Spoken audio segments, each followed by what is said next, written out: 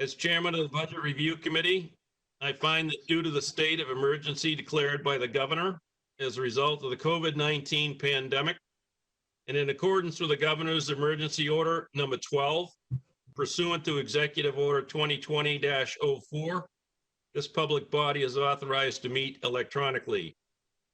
Please note there is no physical location to observe and listen contemporaneously to this meeting, which was authorized pursuant to the governor's emergency order. However, in accordance with the emergency order, I am confirming that we are A, providing public access to the meeting by telephone with additional access possibilities by video or other electronic means. We are utilizing WebEx through the city's IT department for this electronic meeting.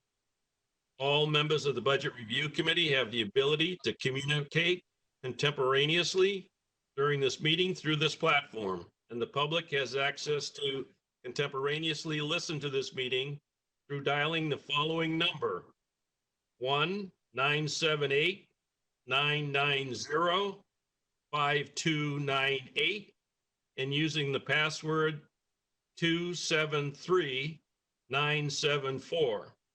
The public may also view this meeting on Comcast Channel 16.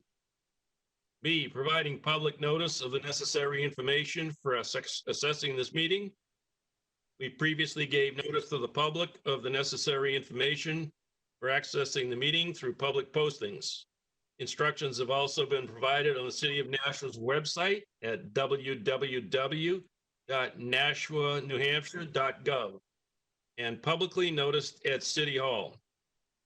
C, providing a mechanism for the public to alert the public body during the meeting if there are problems with access.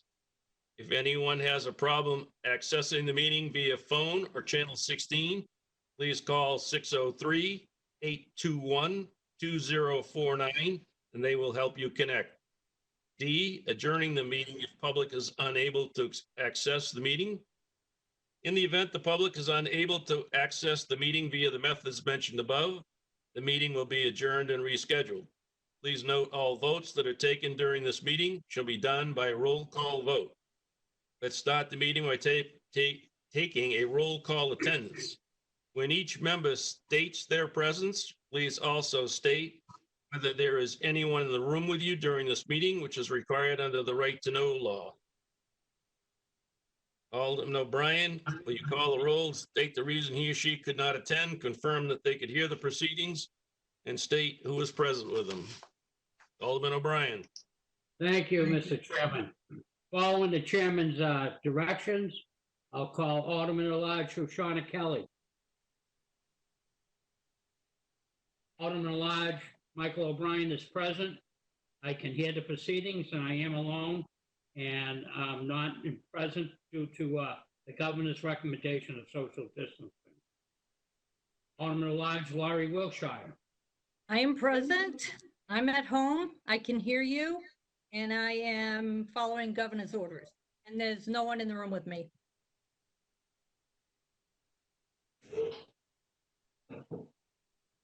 Alderman Ernest Jetty. I'm here. I'm alone. I can hear you, and I'm following the governor's stay-at-home order. Alderman Jan Schmidt. I'm here. I can hear you. I'm the only human in the room, and I'm following CDC guidelines. Alderman at-large Ben Clemens. Yes, I am here participating via telephone. I am in the room by myself, and I am following the governor's guidelines. And Chairman Richard Dowd. Yes, I can hear you. I'm present via electronic means. I'm following the governor's distancing protocols, and I am alone. All right, thank you, Mr. Chairman. Also in attendance is our Mayor Jim Donkus, CFO John Griffin, Justin Case, the Emergency Management Director, Tim Cummings, Economic Development Director, and Cheryl Linder of the Mayor's Office. Also in attendance, Alderman Clee, Alderman Lowe, Alderman Cleaver, Alderman Lopez. Is there anybody that is present now whose name I did not call? Mr. Chairman, roll call has been taken with 6 members of the Budget Review Committee present. Okay, we have a quorum. So we have several communications. I'm going to read all the communications, and if there's no objection, we'll accept the communication and place them on file. Communications from Justin Cates, Director of Emergency Management. Most of these are in response to Alderman Clements' questions. From Police Chief Michael Kerrigan, from Jennifer McCormick, Library Director, from Steve Bolton, Corporation Counsel, Donna Graham, Legislative Affairs Manager, and Deb Chisholm, Community Development Division Waterways Manager. If there's no objections, I will accept these and place them on file. Hearing none, all right. Excuse me, Mr. Chairman, there was one other from Woodlawn Cemetery. Oh, I'm sorry, Len Formia, Woodlawn Cemetery Superintendent. And also. John Griffin. I guess we had another on the other page. Sarah Marchand, Community Development Director. Jeff Snow, Edgewood Cemetery Superintendent. Now I think we have them all covered. All right. So, there being no objection, I'd like to suspend the rules to allow for communication received after the agenda was prepared. From Alderman Jettie, RE, the Master Development Agreement with Lansing Melbourne Group LLC. There being no objection, I'll accept the communication, place it on file. Unfinished business? There is none. New business resolutions? None. New business ordinances? None. Tabled in committee? Make a motion to take that off the table? Right. Mr. Chairman, I'd like to make a motion. Excuse me, hang on. I don't think we're going to do that one. Let me ask the mayor. The fiscal year 2020 unlike escrow for community development. Is that something we want to discuss tonight? No. Okay, we'll keep that on the table and unless somebody else wants them. Mhm. All right. Okay, Alderman O'Brien. Thank you, Mr. Chairman. I'd like to make a motion to remove R20-023 relative to the adoption of the fiscal year 2021 proposed budget for the City of Nashua General Enterprise and Special Revenue Funds. There will be a public hearing scheduled on May 20th, 2020 at 7 p.m. in Nashua North Auditorium. Mr. Chairman, I'd like this to be a roll call vote. Yes, motion is to take R2023 so we can discuss 2 of the groups or 3 of the groups tonight. Take it from the table, we'll take a roll call. Okay, calling the roll, Alderman Clevens, Yes. Alderman Schmidt, Yes, Alderman Jettie, Yes. Alderman Wiltshire, Yes. Alderman O'Brien votes yes. Has Alderwoman Kelly joined us? Seeing none. Alderman Dowd. Yes. Motion carries 6 yeas, 0 nays. Okay. Tonight, we're going to be discussing the following groups: emergency preparedness and part of general government. And then we'll have a discussion after that about a couple ongoing projects. So the first one is Emergency Management, Department 156. Appropriations are on page 143. Director Cates? Good evening. So before you, the budget is primarily the same as last year's with a couple of significant changes. So one of the things that you'll find in there is this year we did remove the line for software maintenance. That was formerly the line that we used to fund the Code Red contract at the state. We were able to last year, it was actually around this same time, we were able to establish a partnership with the state of New Hampshire to utilize their Code Red contract, saving us $22,000 a year. That line has been left unused all year up until about now, when we are actually using it now to try and fund overtime for our emergency management coordinator. So we almost got away the whole year. We were going to give it back to you, but we unfortunately couldn't do that. So what we've done for this budget cycle is, because that's no longer a concern of ours here in the city, we're looking to turn the emergency management coordinator position into a salaried position versus an hourly position. So we've taken that funding and reallocated it towards payroll. There are some other minor changes to the budget around emergency preparedness, travel, just based on expenses over fiscal year 2020, to better to be more accurate related to the types of expenses we have in each of those line items. Beyond that, though, it is pretty similar to the way it's been allocated in previous years. So I'd be happy to answer any questions or concerns. So on emergency management, 156, any questions for Justin? Not seeing any. I have a question. Alderman Jettie? Keep the camera on so I can see you when you wave. Okay. So my question is, obviously we are, spending. I think I saw a report of this morning's directors meeting. If I remember correctly, it was like over $300,000 on this on new supplies and equipment because of the COVID-19 crisis. Is that money coming out of your budget, and how are we accounting for that? Yeah.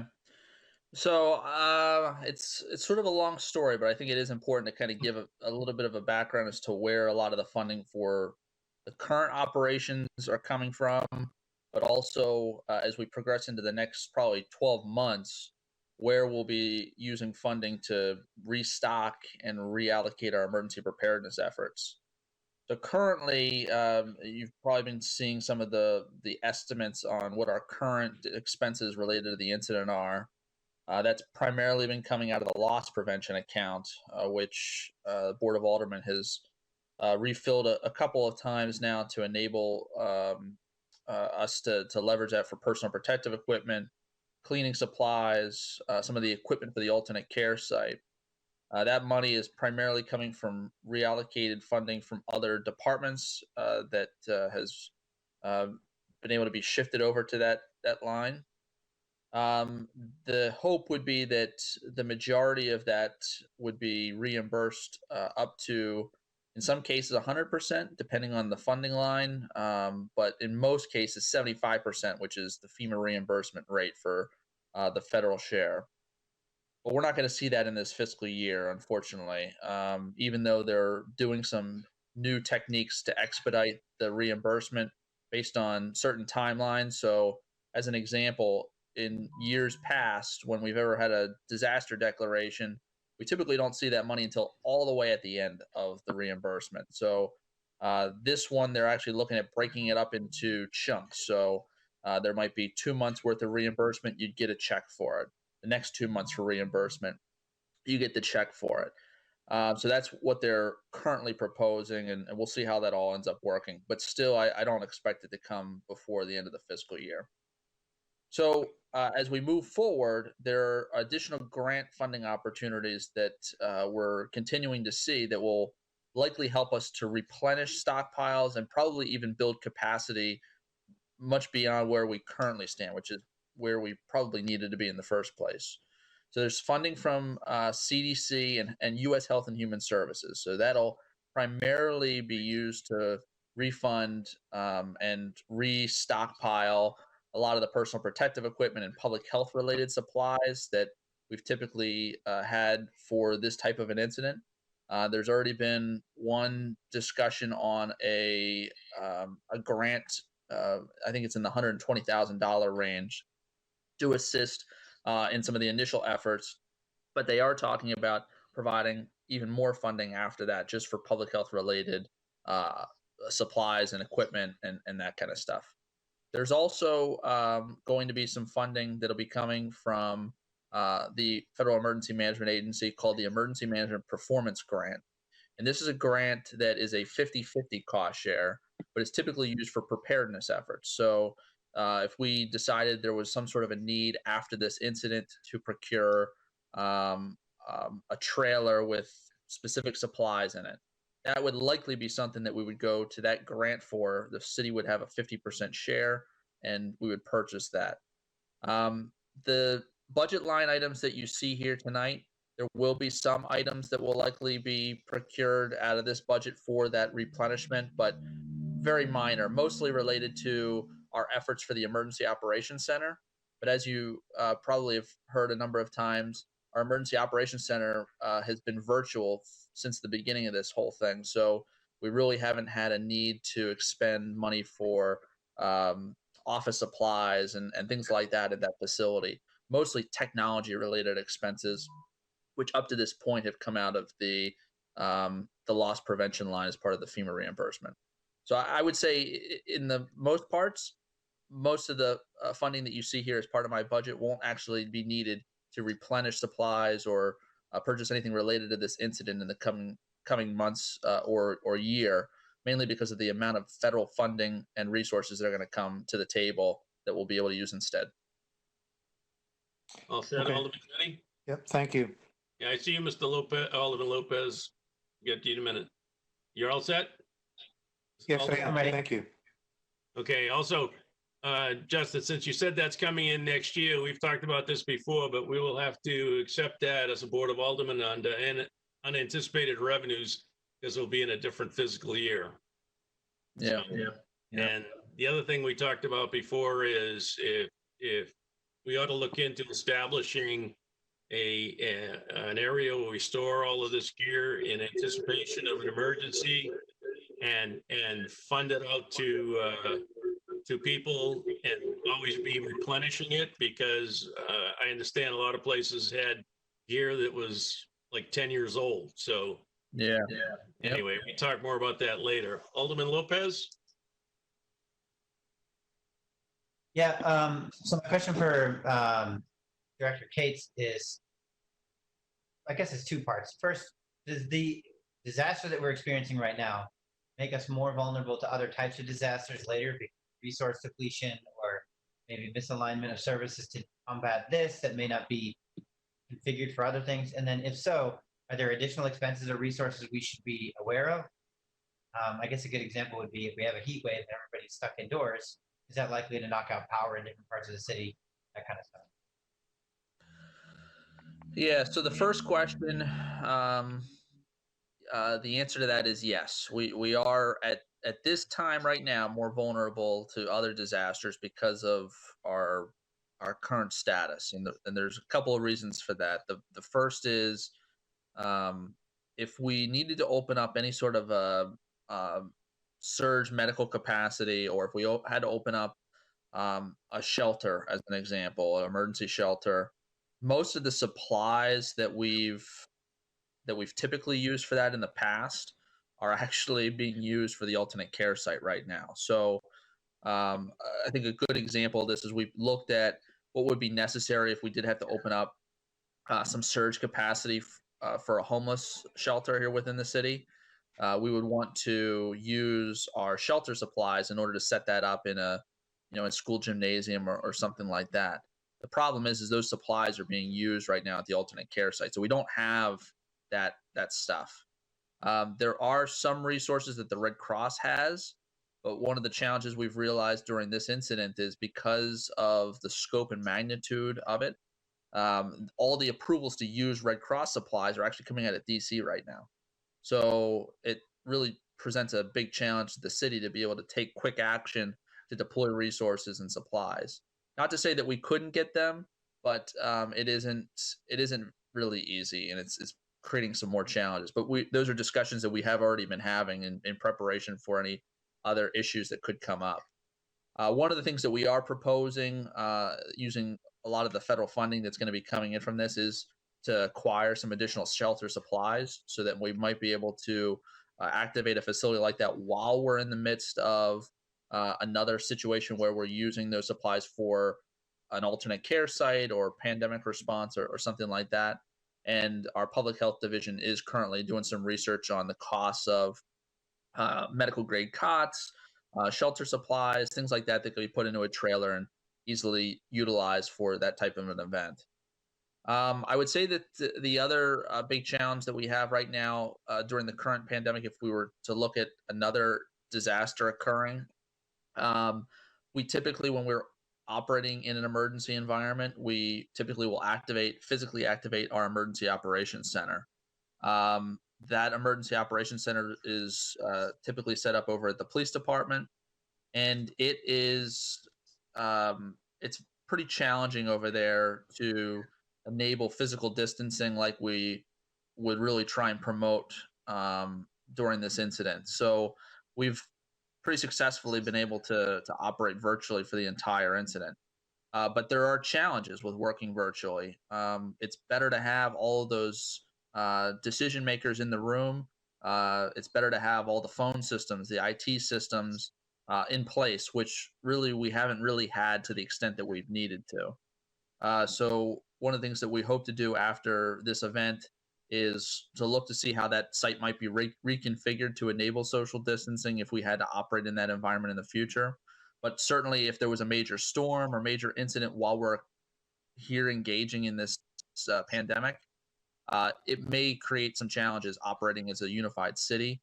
I'm hoping all the efforts over the past month and a half, 2 months now, where everybody's been working virtually, they'd be able to step into their roles to respond to a secondary incident pretty quickly, all online, without us having to come into contact with each other and put each other at risk.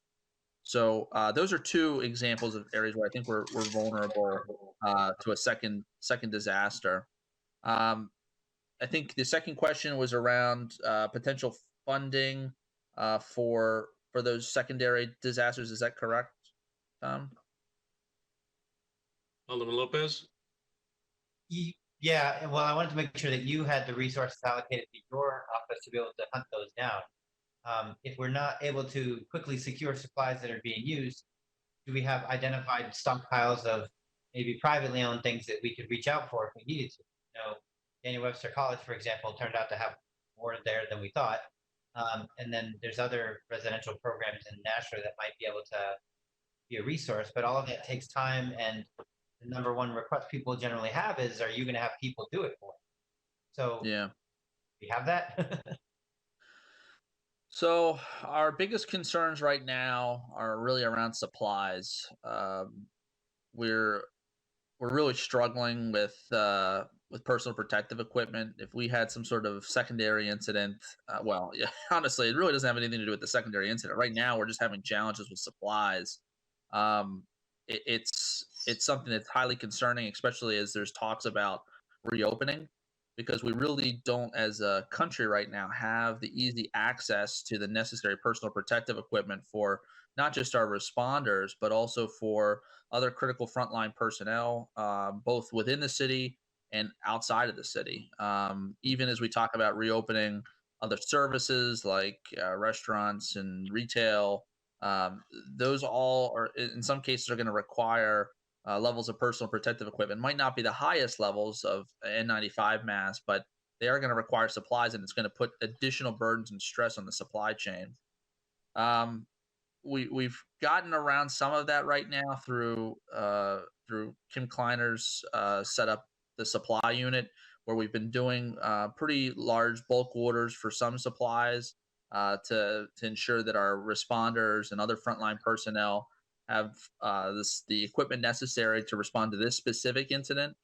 The challenge, though, that I'd be concerned about in a second incident, even if we had the funding or resources to procure it, is just the ability for the supply chain to quickly get those those items to us.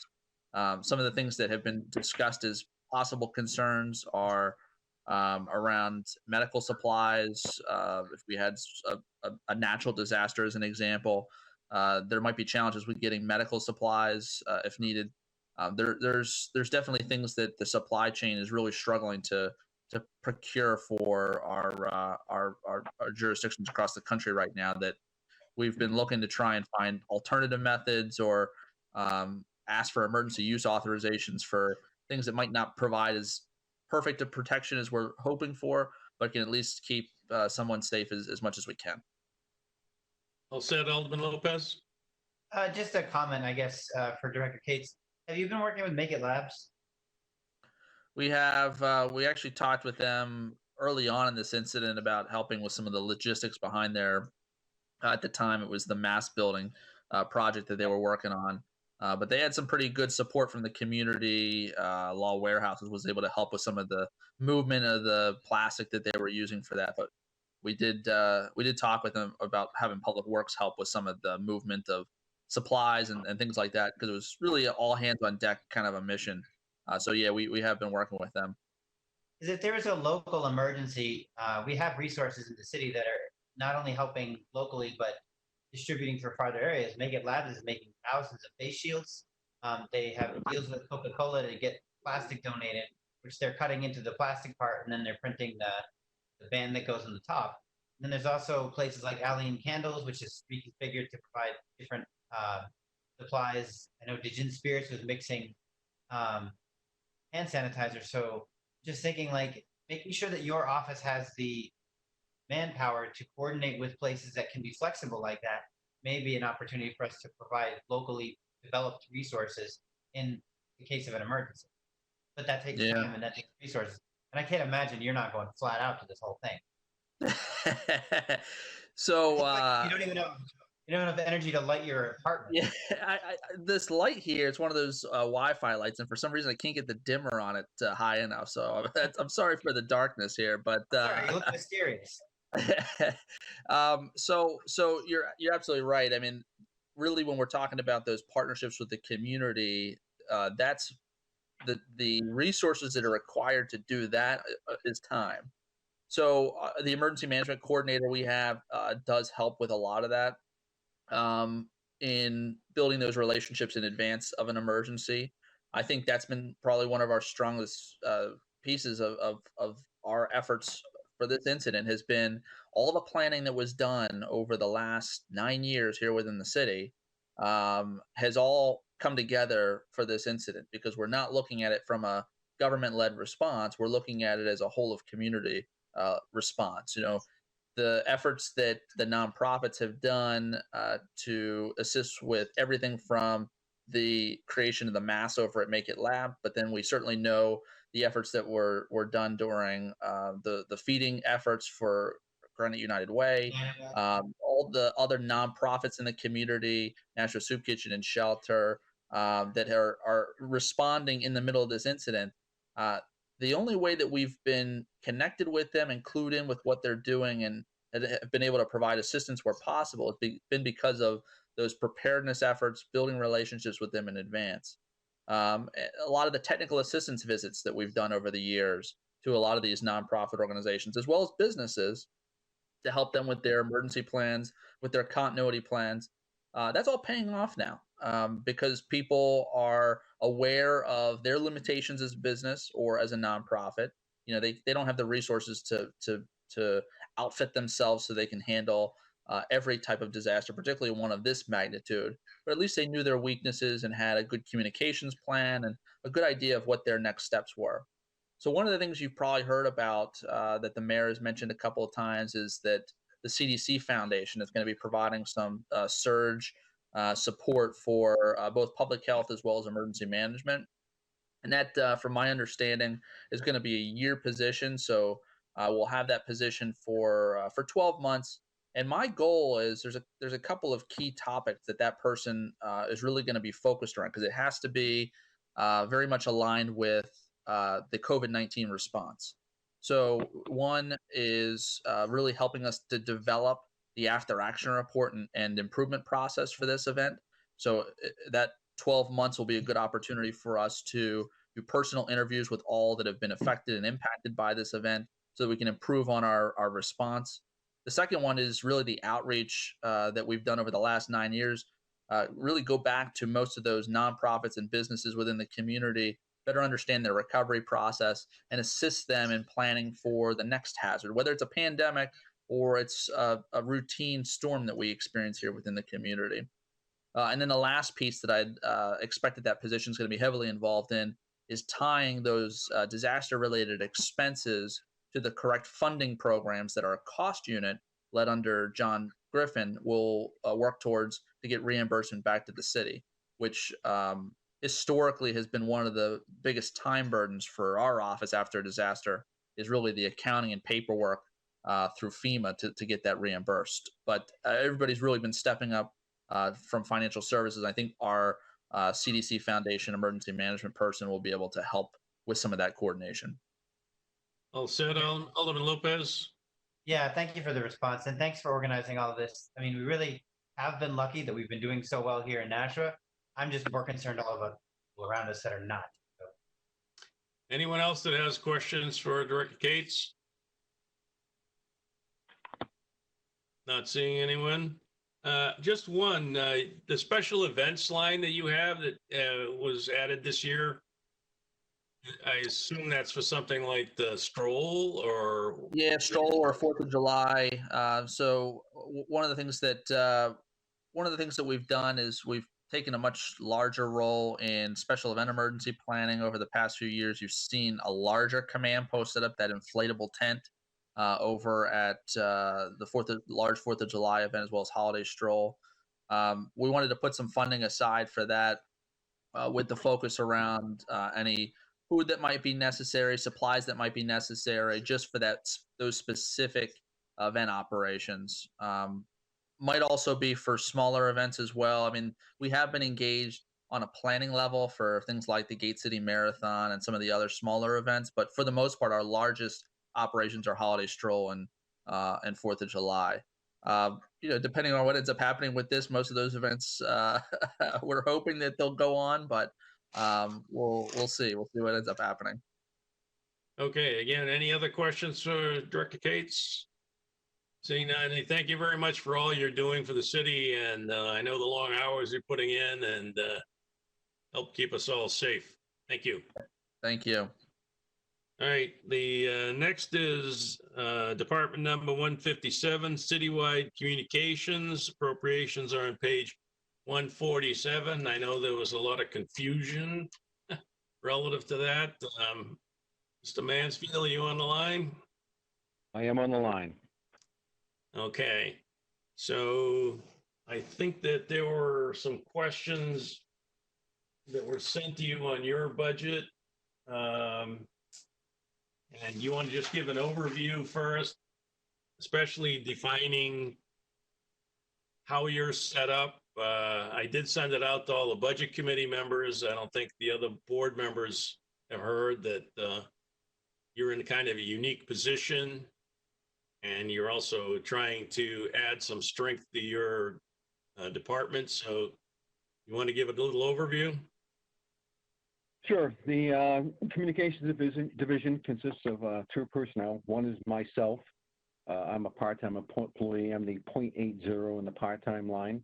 There's also a full-time employee who does all the basically the technical stuff on the street.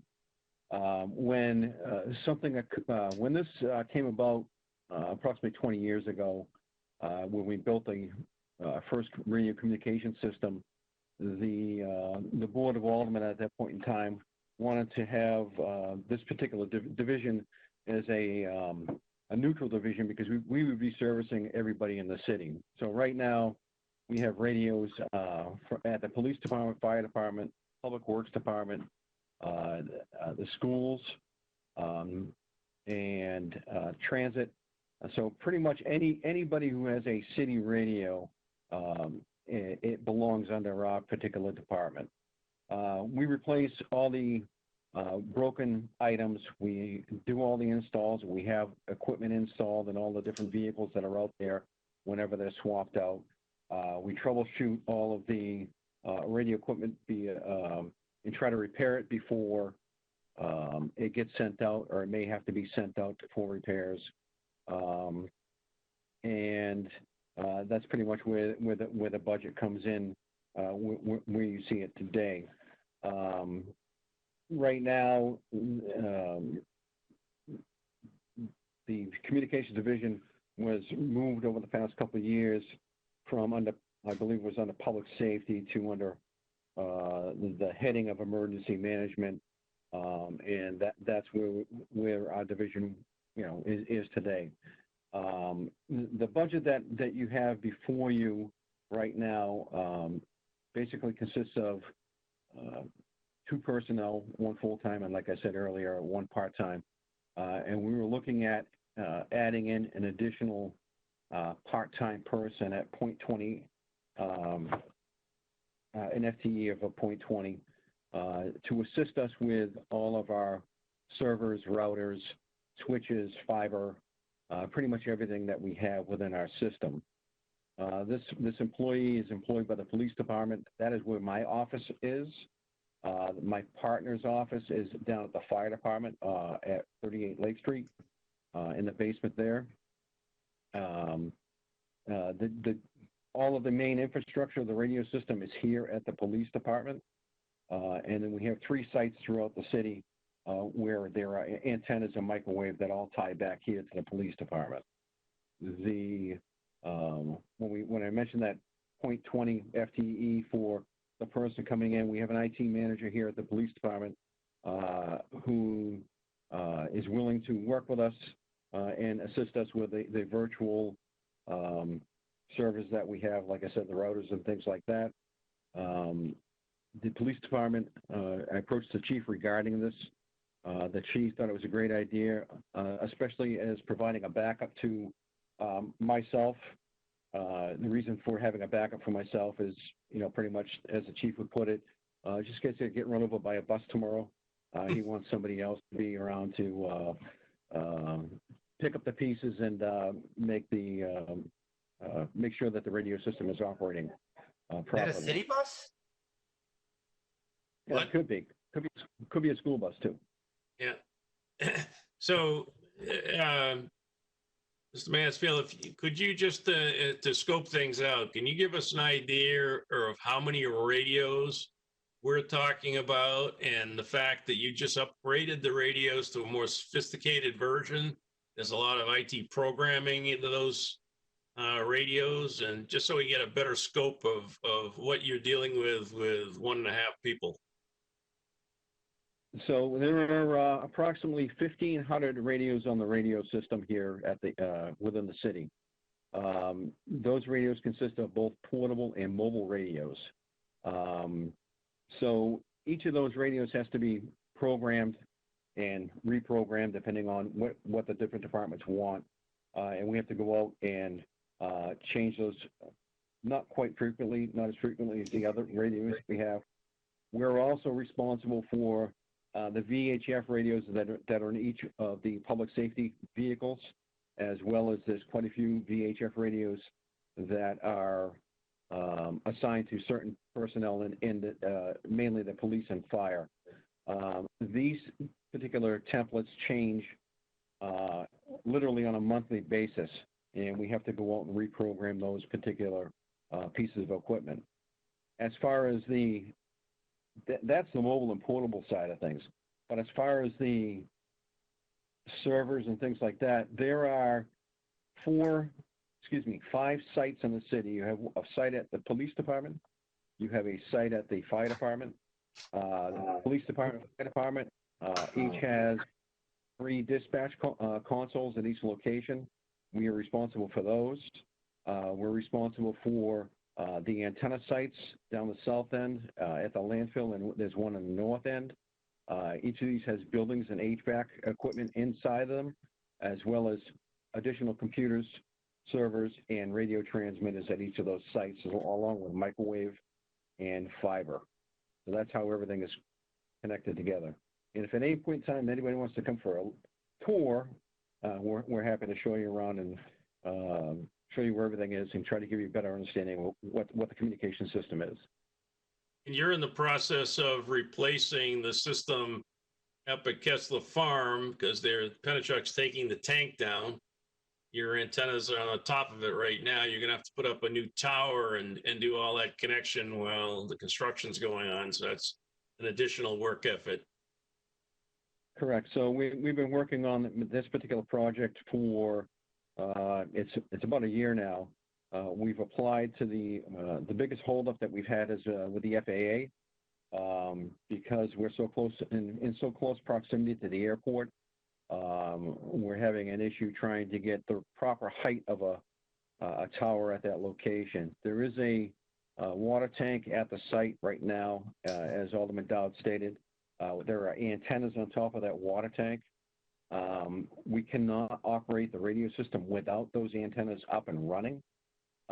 So pretty much what we would be holding Penachuk up at this point because the FAA has not given us the approval that we need for the tower. One positive thing out of, I hate to say this situation, has been that the delays have made Penachuk move their date for reconstruction of that tower to the beginning of next year. So it's given us a little more leeway to be able to build the tower up at the Kessler Farm site. There's already been prep work done up there. We've already moved the propane tank up there, had a lot of excavation work done. We've done coring up there in anticipation of a tower being put up there. And it's just, like I said, it's a matter of time waiting for the federal, the FAA to give us approval for that site. Okay. Questions for Mr. Mansfield? Any questions? Alderman Lou? Yes, thank you, Chairman, Mr. Chairman. Do you have a facility that you're at? I notice electricity and HVAC costs and heating. So we have 3 facilities, one at each of the tower sites. So the radio equipment is inside a building that has a generator attached to it. And inside there is basically heat and air conditioning to make sure that the equipment does not freeze or get too cold, depending on the time of year. Thank you.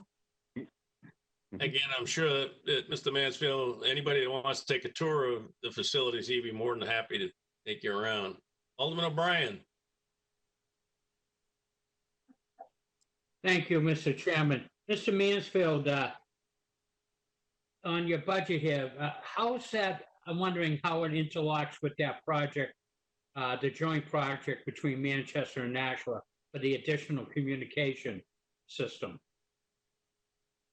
So we've been working, that's another project that's on hold at the moment, but we're very close to wrapping up the project up at the Manchester Airport in conjunction with the the City of Manchester and the City of Nashua.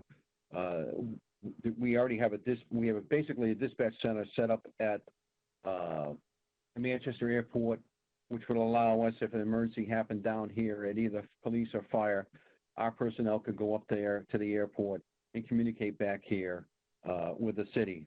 Right before this COVID-19 incident happened, the only thing we had left to do up there is put the phone service in and get the internet in there.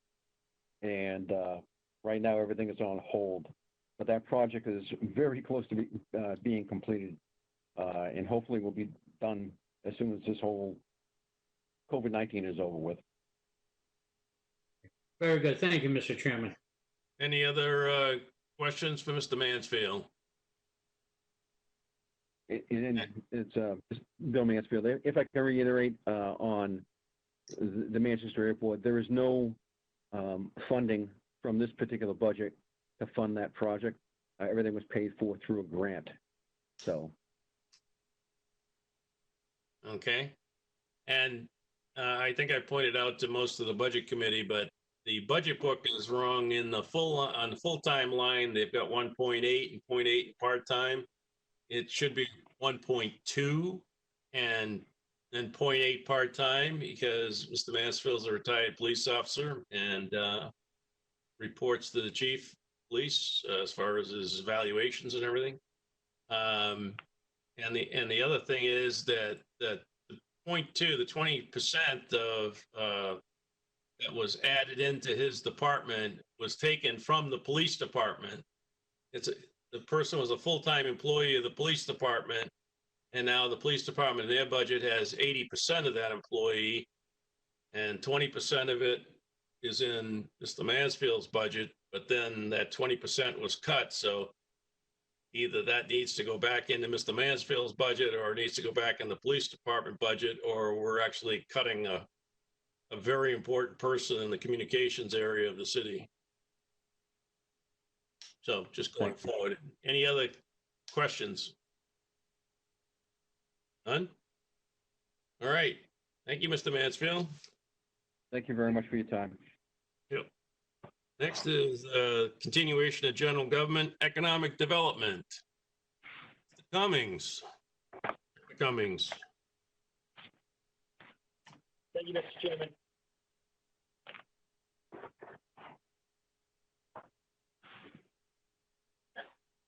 Want to give an overview? Yes, thank you. So my overview is going to be relatively brief this evening. I will, if it's the pleasure of the chair, I can do all three budgets, or I can do all of them now, or I can do them individually. Essentially, there's been no real major changes or budget drivers of note, except for when it comes to parking. So in economic development specifically, it is just continuing with the same level of service as last year, with the same resources given previously. My goals and objectives, as outlined, haven't changed, and one of those goals that is outlined is going to be a further conversation that we have later on this evening on the development of the School Street parking lot. Okay. Yeah, I think let's just take economic development, then we'll cover parking enforcement and operations together, since they go hand in hand. So any questions relative to economic development's budget? I don't see anyone. Okay, you're safe in that realm, Director Cummings. Now, parking enforcement and parking operations. So the parking enforcement and parking operations. So parking operations, there's two drivers in the increase in this budget. One is we have slotted in here a 0.5 19-hour non-benefited maintenance position to help us with the increases in amount of clearing of sidewalks. And we have increased the amount of parking lots that we are maintaining now. So this would be to help offset some of that addition that has come into us, as well as on occasion, the parking manager in the city has needed to have a parking maintenance person in the office do some administrative tasks from time to time. This would rectify that by giving additional hours in the maintenance realm to allow for the gap that's occurring right now due to some administrative stuff that's happening in the office. Other note is an increase in the snow removal budget. As noted previously, we have a couple additional lots now that we're maintaining. We need to make sure that we have that expense covered when we contract out for snow removal. That's pretty much the biggest. Otherwise, everything else is pretty much the same. Or I've outlined the two major drivers of this budget. So there was some questions that, well, okay, Alderman Wilshire? Alderman Wilshire? Sorry, Tim, Director Cummings, which lots were added to that line item, the snow plowing? The two, one Crown Street park and ride, and then the Pine Street extension. Thank you. Mr. Chair, I think Yes. I've responded to all the questions that have come into me over the afternoon or in the previous days, but I know that there had been a question about parking enforcement. So this year, I think, is the first year that parking enforcement's expenses are being delineated in operational budget. And I believe in previous years, the accounting of the revenue was done through a special revenue fund or something of that ilk. And we halfway through this year transitioned it into a trust fund where the revenues would be going or something to that effect. So that is now being accounted for a little bit differently. Yeah, there's actually legislation, was R-19-154 that set that up. I think everybody on the budget committee got a copy of that this afternoon from me, and I got it from John Griffin. So. All right, other questions for parking enforcement? Alderman Lou and Alderman Jettie. You're on mute. Oops. Thank you, Director Cummings, for that information about the different appropriation from fund. And what about the, I'm sorry, what I meant to say is the revenue fund, but what about the appropriations? It looks like there was nothing last year either. Did it come from that revenue fund? Yeah, no. So, and this is rough numbers, and I'm sure the finance team can tell you more specifically. But last year was the first year that we were able to close this account out in the positive for some time. I think we had something like 125 or 150,000, somewhere in that range, of revenue that was transferred into the brand newly established trust fund that Chairman Dowd just referenced. I see. Thank you. Just a couple of other questions. Sure. The towing services, do we then pass that on to the people you tow? No? No. No, it is in theory and covered in some of the parking violations, the cost of it, if they pay. Okay. Thank you. Alderman Jettie? Yes, do you mind telling us the status of the parking study?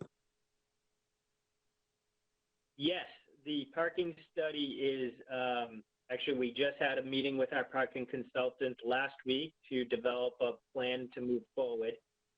It looks as though this is obviously subject to change, but we are looking to start it in September.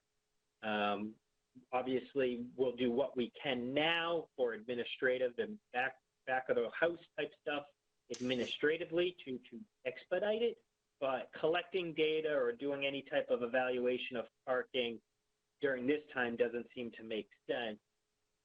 So our parking consultant recommended that we hold off until September, and that's what we're looking to do. And then we'll reevaluate on a monthly basis. So we have another conference call scheduled on May 15th, where we'll check in and see how it goes. And if we need to change the timetable, we will. But that's at least what we're working toward right now. Alderman Jettie? Yes, and that's all because of the COVID-19 problem. Is that correct?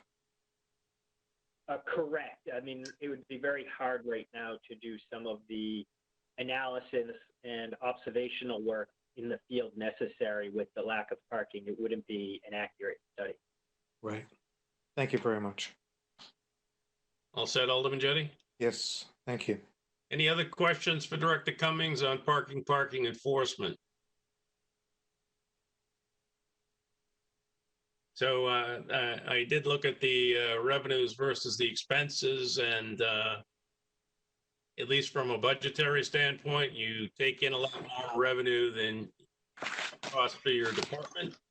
But hopefully the revenues will be better than anticipated for 2021, and everything gets back to normal, we hope, or a new normal. But and I know that you and I talked earlier, and your revenues for this year seem to be okay.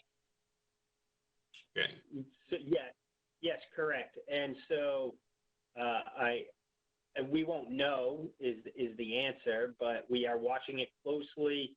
Parking manager gave me a report early last week where within the last few weeks is where they started to see a drop off in parking meter revenue and slight drop off in leased parking.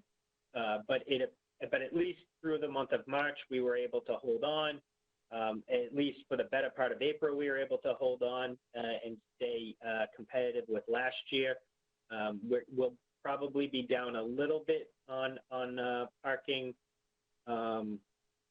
lease and meters at the end of the year, but it isn't a significant drop off as of yet. Okay, great. No other questions? Move on to the Hunt building. And so the Hunt building, Mr. Chair, is very straightforward. I think it is a relatively stagnant budget, same level of resources, same level of service. There's really no major budgetary changes. I guess the one cautionary note I would mention to you, and it's something I have flagged internally with our finance team, part of the salary paid for the Hunt building is through a special fund, and that Hunt building administrator receives a portion of her salary from that special revenue fund, and that's all based on events. And so we're not going to be doing events as we're customary. I just want to note and flag for everyone that at some point there may be a transfer necessary to keep that salaried position whole. So that's just something that we don't need to be concerned with at the moment. Everything is fine, but for at least this fiscal year and maybe into next fiscal year, it's something that we're going to want to watch and monitor. And I've had conversations with CFO Griffin, and he's well aware of it. Okay. All right. Any questions on the Hunt building? Yes, this is Alderman Clemens. Alderman Clements. Yeah, just quickly in regards to the salary there, I definitely would, I think it's incumbent upon us to make sure that we're taking care of our employees, and I don't support laying anyone off or anything like that. So if we can find some place where we can, make up that salary difference in the future, I would certainly be supportive of that. So I just wanted that to be on the record. Okay. Dr. Cummings, is there any possibility of any of those pay coverages that we've been talking about at the 4 o'clock meetings cover that person because of the COVID? At the 4 o'clock meeting? Yeah, Sorry, I'm not following. the payroll plan reimbursement for. Oh, no, I don't believe so. That's a great question, but no, I don't believe so. Okay. I will double check. All right, sounds good. Any other questions relative to the Hunt building? Seeing none. All right, ongoing projects. Performing Arts Center first. So the Performing Arts Center, we are actually, that is a priority project that we are still moving forward with. And so we are meeting, although it is slower than we would like. The architecture and design team is still designing, and their plan is to have construction documents done by midsummer. Or thereabouts. There hasn't been any drop off on the productivity of the architect, at least at this time.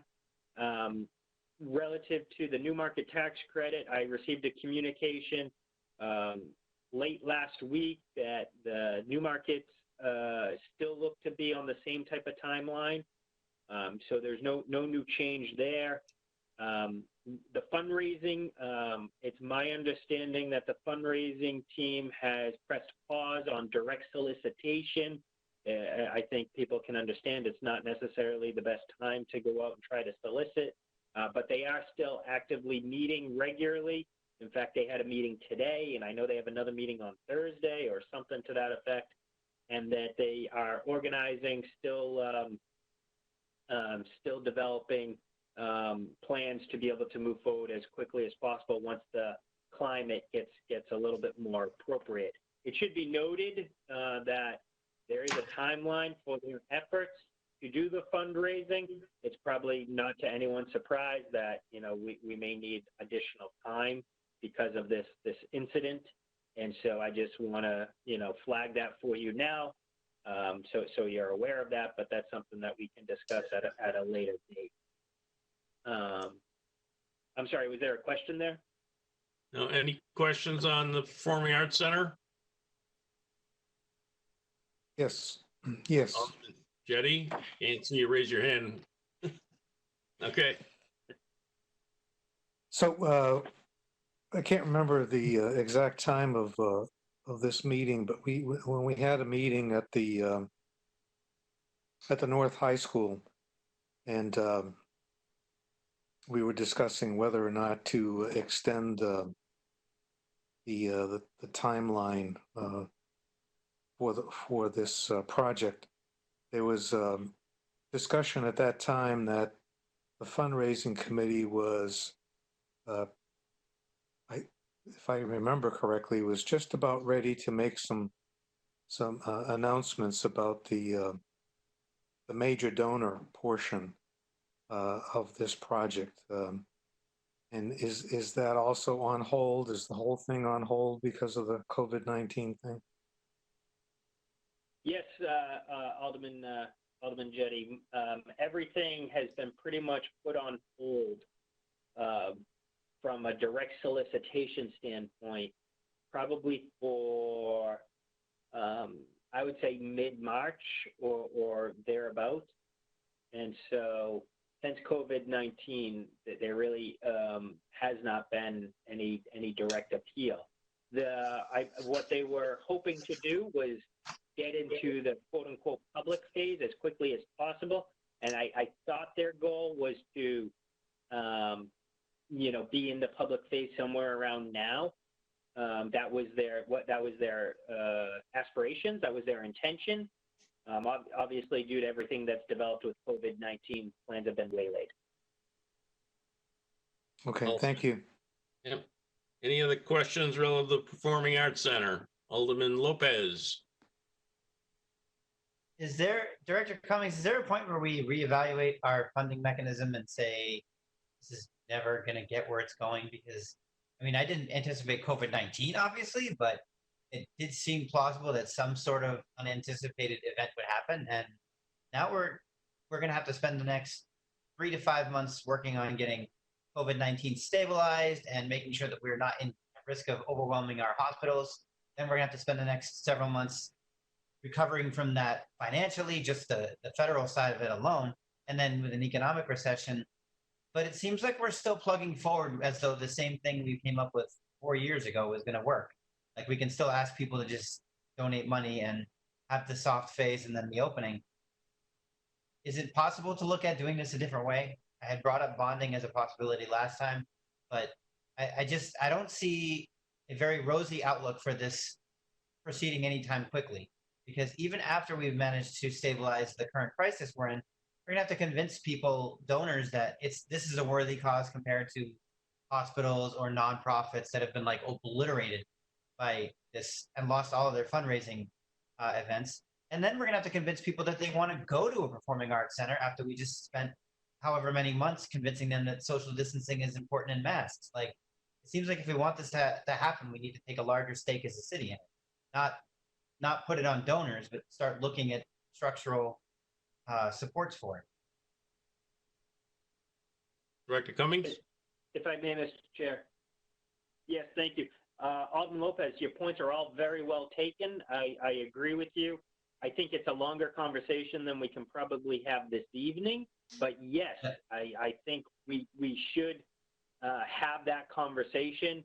And I think we should have that conversation when we have a little bit more information in terms of what the recommendations are by the state and federal authorities on social distancing once things get back open.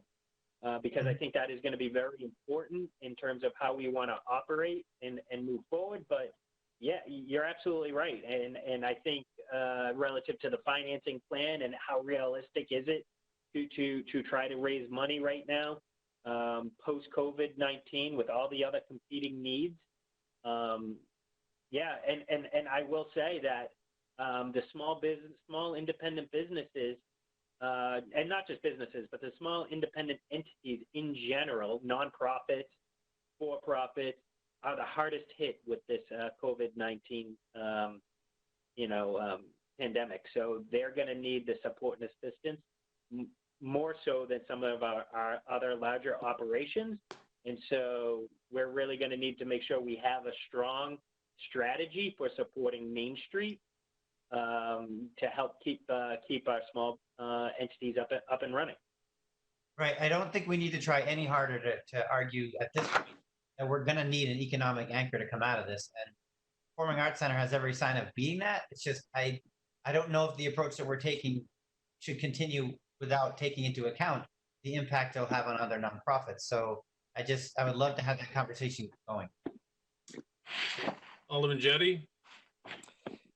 Yeah, so after hearing that and remembering that that we're continuing to fund the fundraiser, the professional fundraiser, and hearing that we're continuing to pay the architects, if everything is on hold, and if we're waiting until I think I read in one of your notes that the new market tax credit announcements are still, we're still hoping to hear from them in late June, early July. Does it make sense to continue to be spending money on the architect and the fundraiser? If the fundraising is on hold, why are we continuing to pay the fundraiser? I don't know the answer to that. I'm asking you. Director Cummings? So our fundraisers contract, thank you, Mr. Chair. The contract for the fundraiser actually expires at the end of April. So in the next few days, our obligations with the fundraiser has, will be over. And over the last few weeks, she's transitioned her efforts to writing grants and looking towards foundations for support for the Performing Arts Center. And it's my understanding that the Downtown Improvement Committee, which is the group that actually funds that contract, would be looking to procure her services for foundation and grant writing type of support. But those conversations are very early, and I'm not exactly sure of all the details. But that's my understanding, at least at this time. Relative to the architect, we're under a contract with the architect. We're under a contract with the construction manager. I would not encourage any action to stop that work unless you want to just, stop the project in its entirety.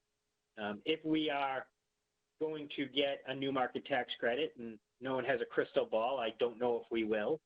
But if we do, and those announcements do come out in that June, July type time frame, they being the entity that would be looking to participate in the project from a new market tax credit perspective, would look to close somewhere within 8 to 12 weeks.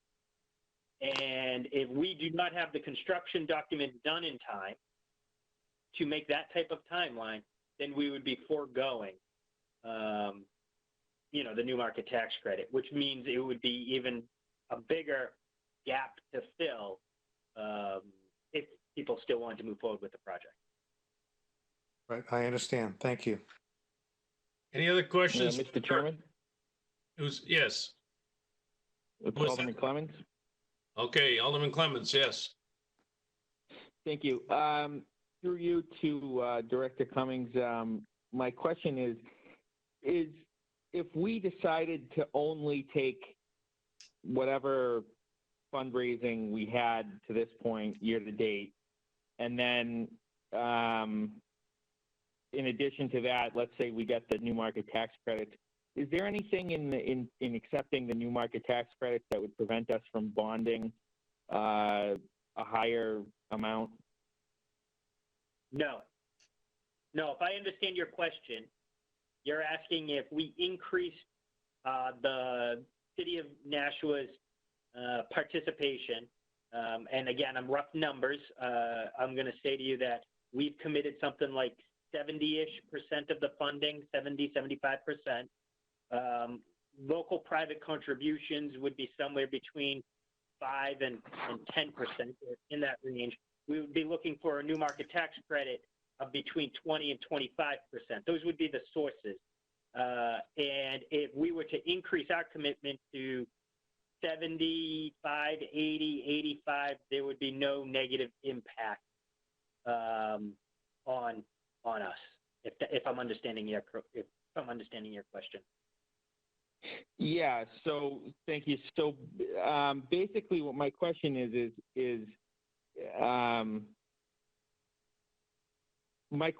the prudent course here to keep doing what we're doing and sort of wait to see if we get the new market tax credits come June, July, and if we get them, to then sort of take into account where we're at with the COVID-19 crisis at that point, and in addition to that, look at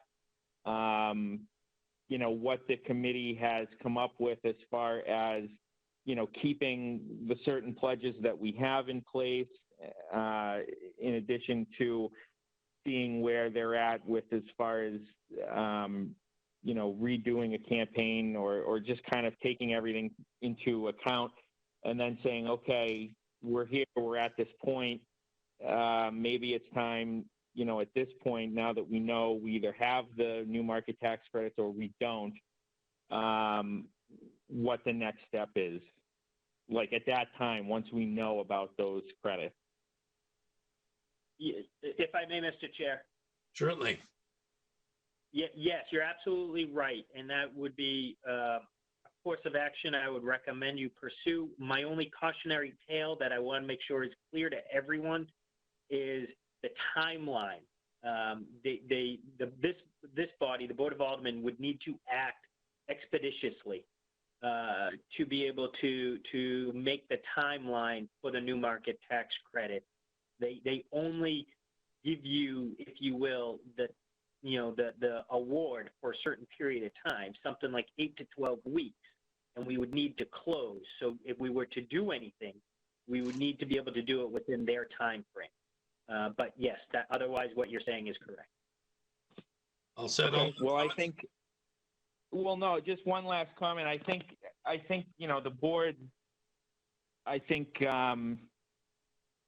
don't want to speak for the board, but at least for myself anyway, I understand, this has been a long time coming. And, I think that if we get those credits, I think we should immediately, hold a meeting and figure out what the next steps we need to take are. But I think more importantly, though, between now and then is having the patience of waiting to see where we're at and not to jump the gun on doing anything drastically different until at least a point when we know whether we're going to have those credits or not. And that was my only point.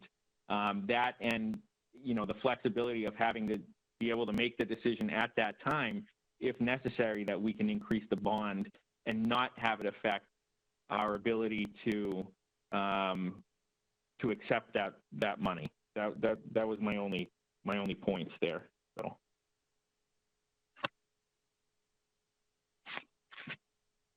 So Director Cummings, if we only have a few weeks, I don't know if you said 8 to 12 weeks or something, to get a bond through with a public hearing and everything else. We'd have to act right away.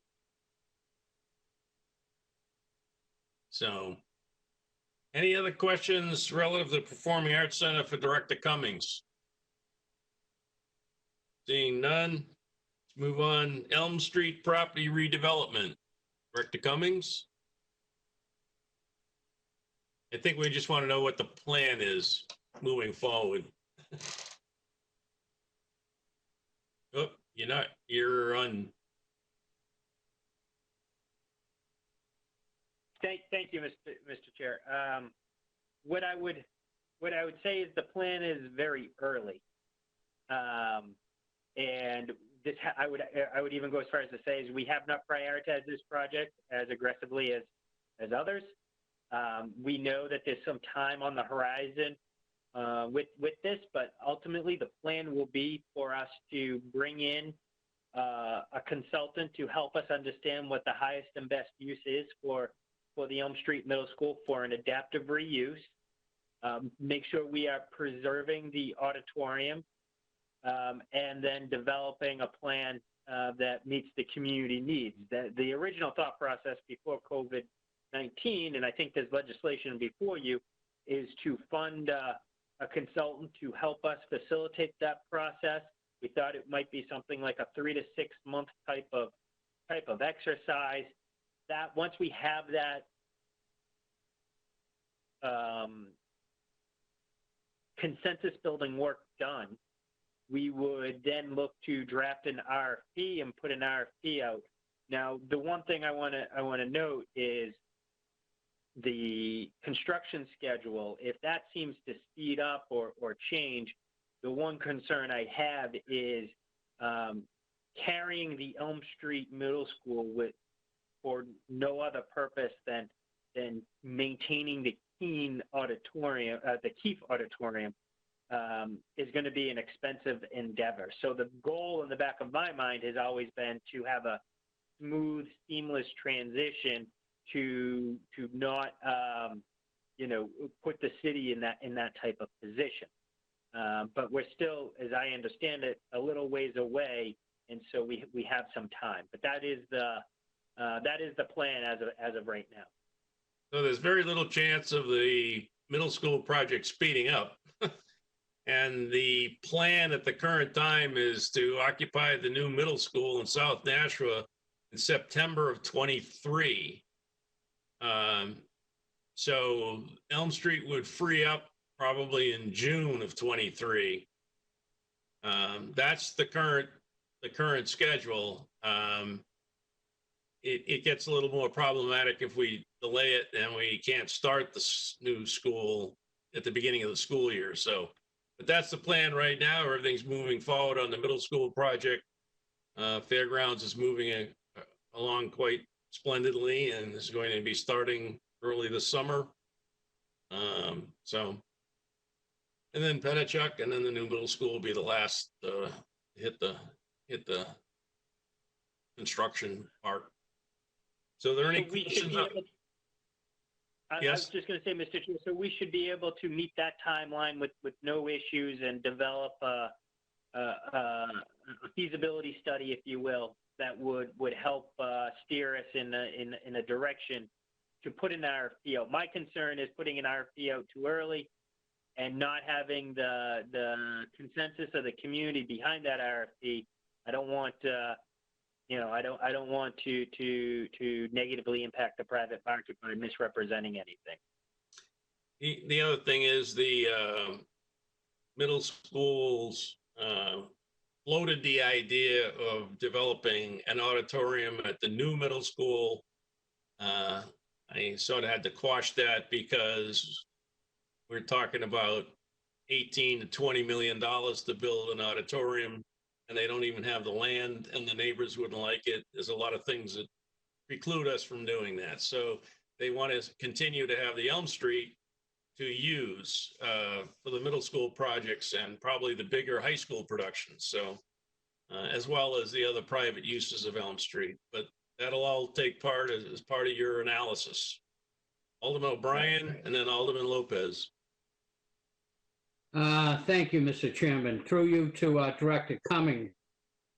There's the old adage in real estate, and it comes down to location, location, location. And we're looking at one futuristic development, as you know, a parcel in the downtown area. And shortly on the horizon, probably 2023, which isn't really that far, we've got the possibility of Elm Street. Yet I have heard from people, particularly of the clergy, discussing the basically like low on the lower side of a type of occupancy. Is there a study, or should we now conduct a study? Because I imagine certain areas of the city hold a certain type of value where it might be profitable to have regular type of affordable housing versus low income type of housing. And is it about time to start looking at this while we have these couple of properties as future development gets in?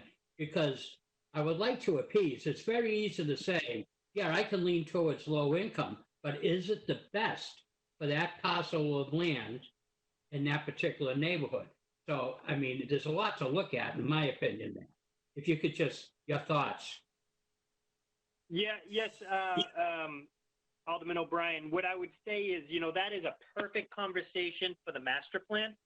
And so I know under the leadership of Director Marchant, she is looking to undertake a master plan, a comprehensive study of the city over the summer and into next year. And if we had that conversation through that document, that will help inform us as we're making very specific decisions about individualized properties or certain sections of the city. And I'll just suggest to the group that having a mixed income approach is really my recommended approach in any of this. So and so I think that is how you do that, and the strategies the community wants to undertake really needs to occur. And besides Director Marchant, I know Kerry Skeena in community development has been working very much on this as well.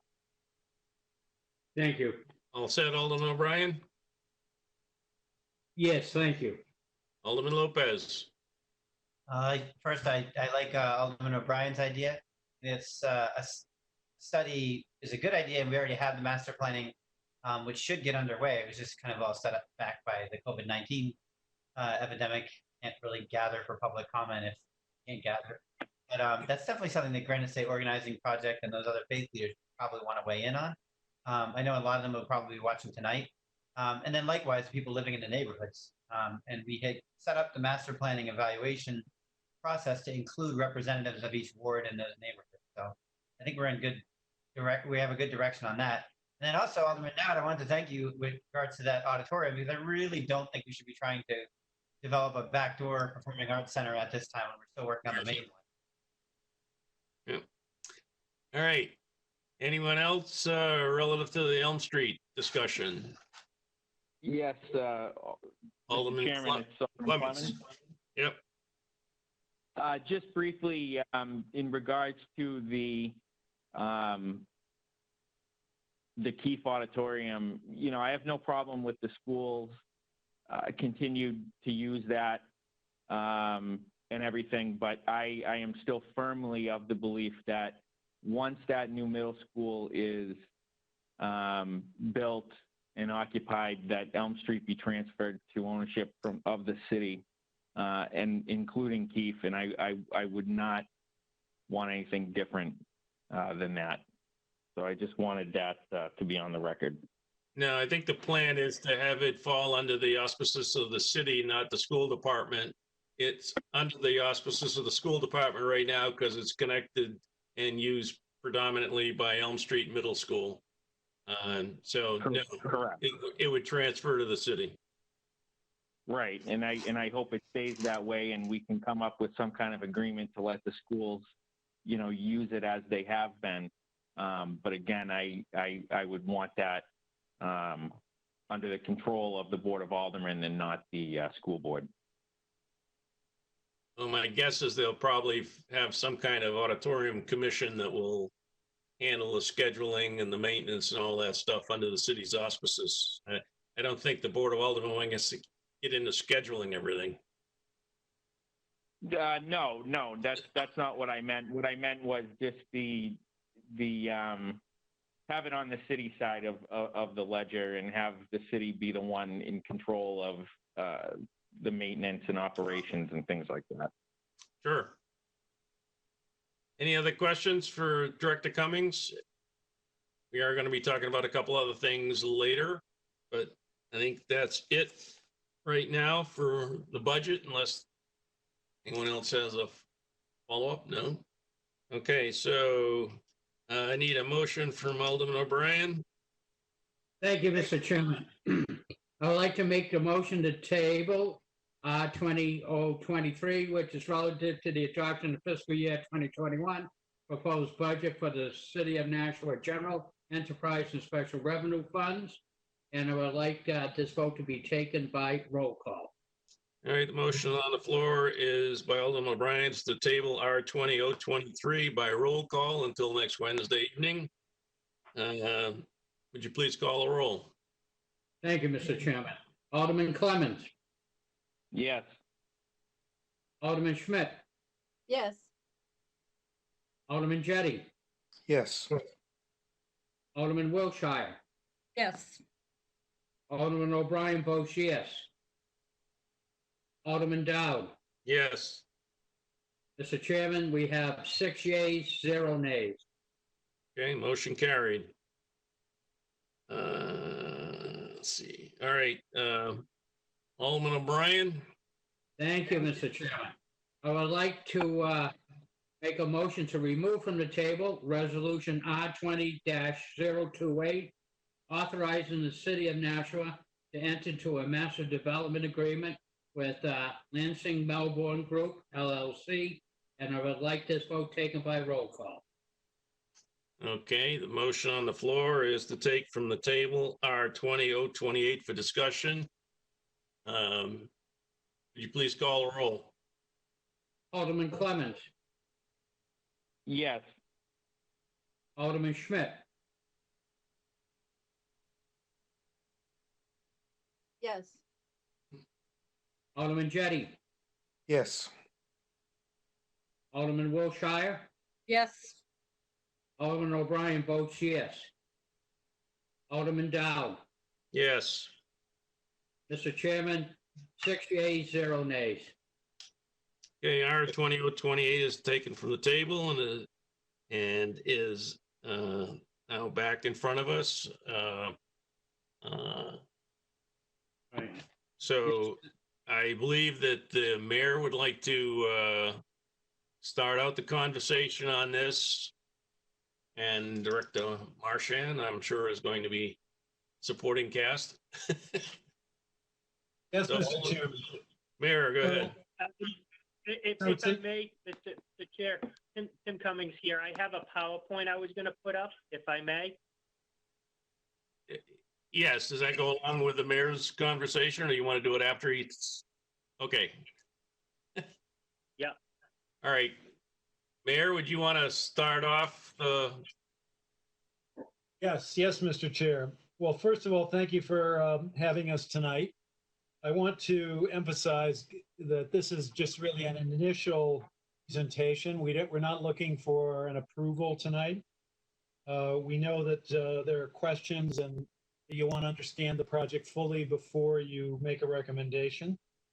Also, we need to wait for the planning board's recommendation really before we should go forward. This has also been referred to the planning board. And Alderman Jettie has asked questions regarding the agreement, some of which are legal in nature, some more factual. We would like to come back to answer those questions more fully than we can tonight with legal counsel. And also, we know tonight that you have a lot of other business, so we planned this simply as an initial overview of the project. Briefly, this project fulfills what I consider to be some major needs that the city has. First of all, as you'll hear a little bit later on, we have, of course, a very severe housing shortage in all segments of the market. For affordable units, for market units, this helps satisfy that need. Number two, we need people living close to Main Street to patronize Main Street businesses. And as we enter the recovery phase following the health crisis, we will particularly need customers and more people who can walk to the Main Street businesses and patronize them that way. We need a boost for downtown, of course, and not only from a financial point of view, but from a morale point of view, given what we've been through for the last couple of months. And we need to add to our tax base. And you're going to hear that this will add considerably to the tax base, bringing in really millions of dollars over the next 4 or 5 years, given the purchase price payments to help us establish parking beyond this site, as well as the rental of parking fees. But you will hear the details of that from Tim Cummings. I wanted to address one thing, Mr. Chair, and those were the questions or the comments that Alderman Clemmons has raised concerning the hotel, the potential for a hotel.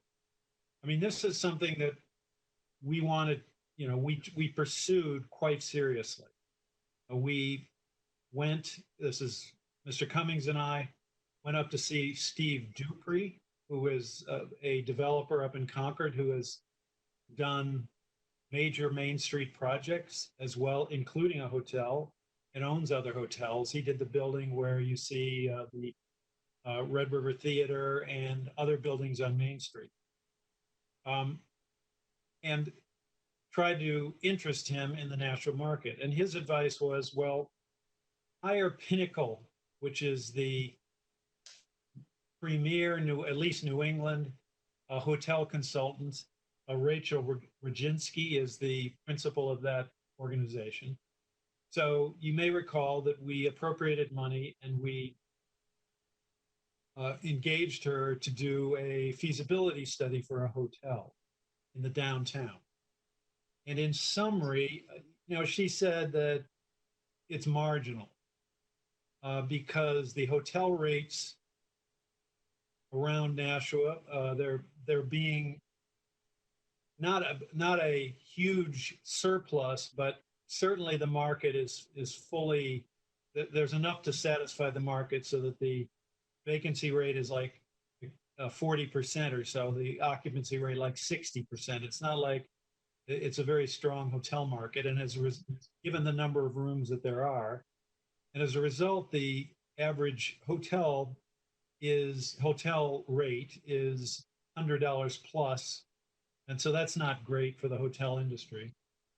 And so she gave us, you know, a so-so at best recommendation. So based on that, we tried to shop this around to people who were interested. And we particularly talked with the developer that we're proposing to put housing on the School Street lot. And the reason we talked with him first about hotels is that he is building a hotel in Manchester, downtown. So here's someone interested in hotels, interested in New Hampshire, who might be interested. And he, after a considerable period of time, you know, of analysis, came back and said, well, he could do it, but to sort of shorten a more complex proposal, we'd have to pay over a period of time, like pay him $3 million to do it, subsidize the hotel, and in the end, it would provide no tax revenue whatsoever.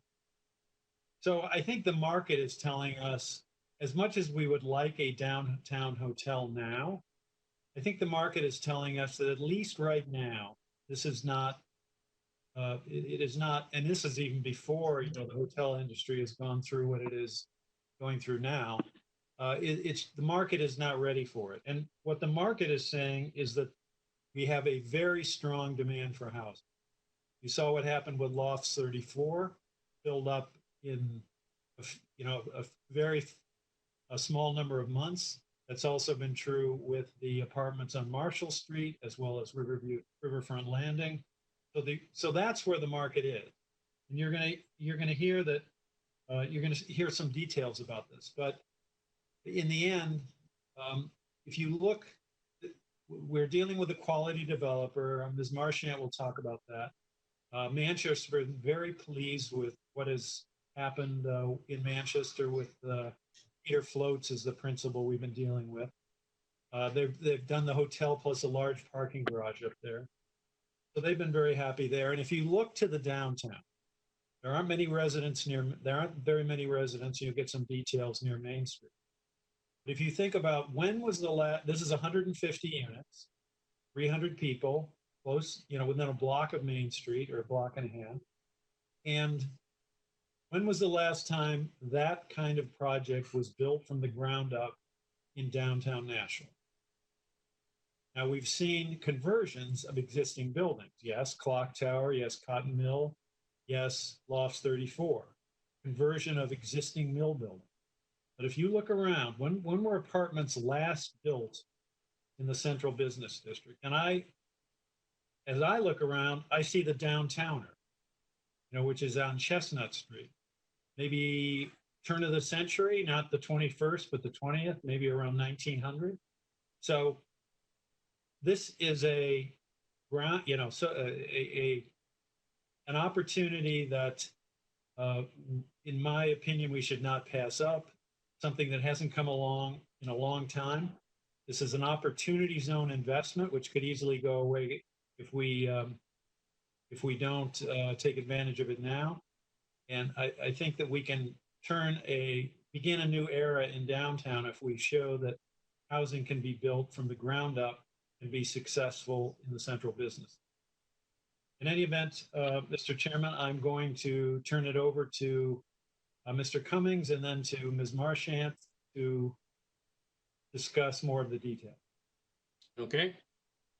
Mr. Chairman, can I respond briefly? All right, Alderman Clements. Thank you. I don't want to get into a tit for tat, but the only thing that I will say is that I just fundamentally disagree with the logic. I think the market is obviously hot for residential right now, particularly in the downtown. So I view the city's role as being one to kind of stimulate a market that doesn't exist, that could very well exist in the future, as opposed to doing something that the market's already doing. So that's where I'm coming from in my perspective of this. I don't think that the project is going to be a bad project. I think that, I'm sure that the building will be nice once it's up and different things like that. I don't question that at all, but it's just a matter of for me, what the city can do to kind of do something that the market wouldn't naturally on its own produce. And in this case, I don't think we're doing that. So thank you. So Director Cummings is going to give us an overview, and then Director Marchant is going to give us some inputs. We can listen to that, and it's my understanding that we'll table this again when it gets time for actually trying to take action on the resolution. We will have a discussion at that point, and so perhaps tonight we ought to listen, and then when we get to the point where we're actually addressing it for action one way or the other, that's when we should have all our discussions. But if we can, I'd prefer that Director Cummings now give us his presentation and then follow up by Director Marchant. Director Cummings? Yes, thank you, Mr. Chair. Again, Tim Cummings, Director of Economic Development. I have had the pleasure on occasions coming before a couple committees of the Board of Aldermen to discuss this project. This is not a new project. This has been something that the Board of Aldermen authorized the disposition of this parking lot quite a few years ago. And then my office issued an RFP seeking development in, I want to say 2017. And then we received a response from the developer who we're presenting to you this evening. And we have been negotiating for the last few years on how to move this potential priority development site forward. Again, I'm not going to go into details this evening. The next couple slides is just to help give you an orientation to bring this project a little bit more clear into picture for you. And I look forward to having a more detailed conversation at a later date.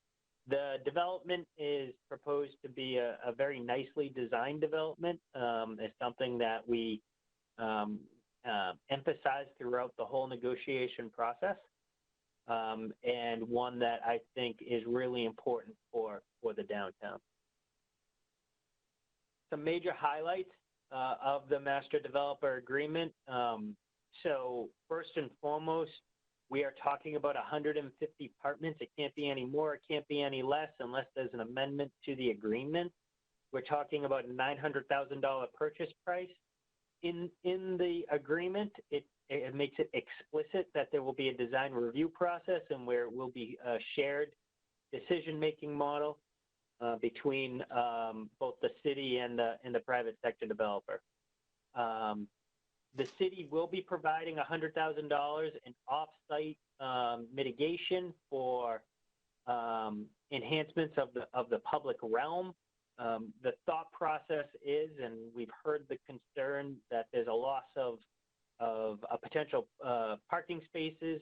So looking to increase the amount of parking spaces on School Street to try to make up for the lack of supply that we would be decreasing as much as possible. And so we'd be looking to design a solution where we would make School Street one way and then create head-in type parking to help mitigate the concern that some people have regarding the loss of parking.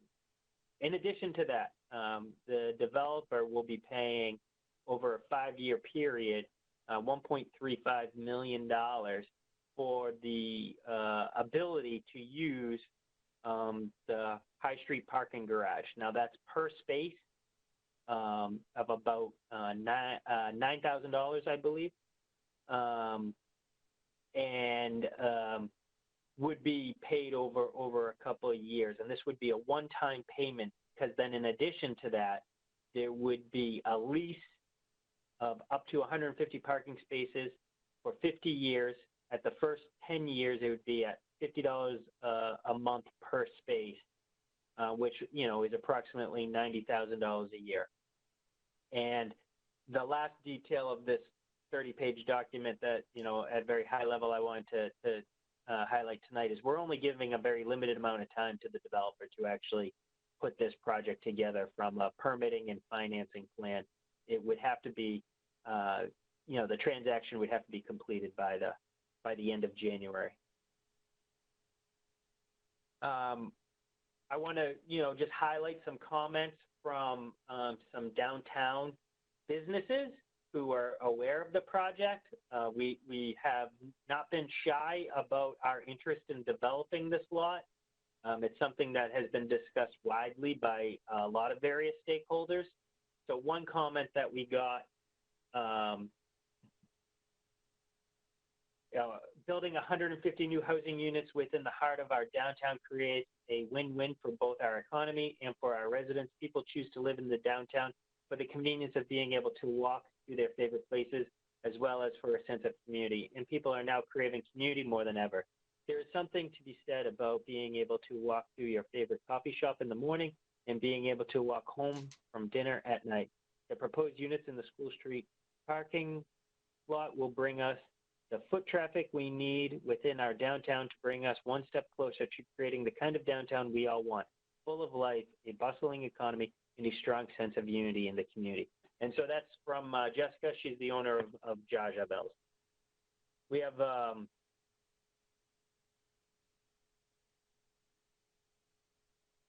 We have another quote from Steve Ruddock, owner of Riverwalk Cafe, where he said, "This is a no-brainer. Nashua needs more housing in general, and in the downtown in particular. This is another sign Nashua is doing the right thing, and we should all be supportive of this development."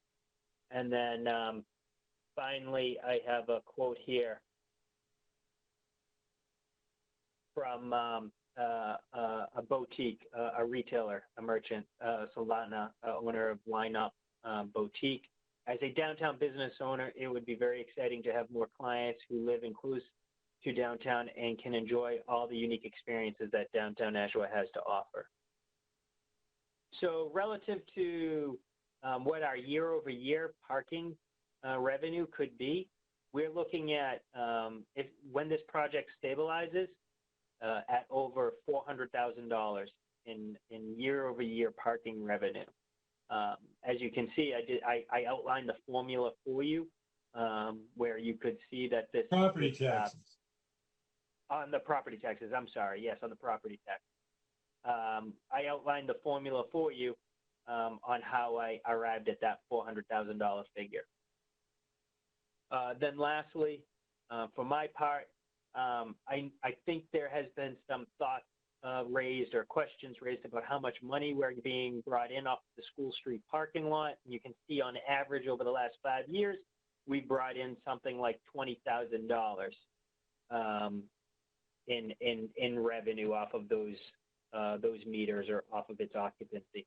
And then the High Street garage occupancy, we in January went out and did a study to get an idea of how used was the High Street garage, and you can see, on the weeknights, it hovers around 20% occupancy, and on the weekend nights, it hovers around 26%. So about a quarter of the garage is used on the weekend, and about 20% of the garage is used during the week at night. And at this point, I'm going to turn it over to Director Marchant to give a couple comments on her slide. Good evening. Thank you so much. So I just have 2 quick slides here and happy to answer questions. I just wanted to, something that we've all probably heard several times from me, but our vacancy rate as of the end of 2019 was under 0.5%. So that's 0.3%.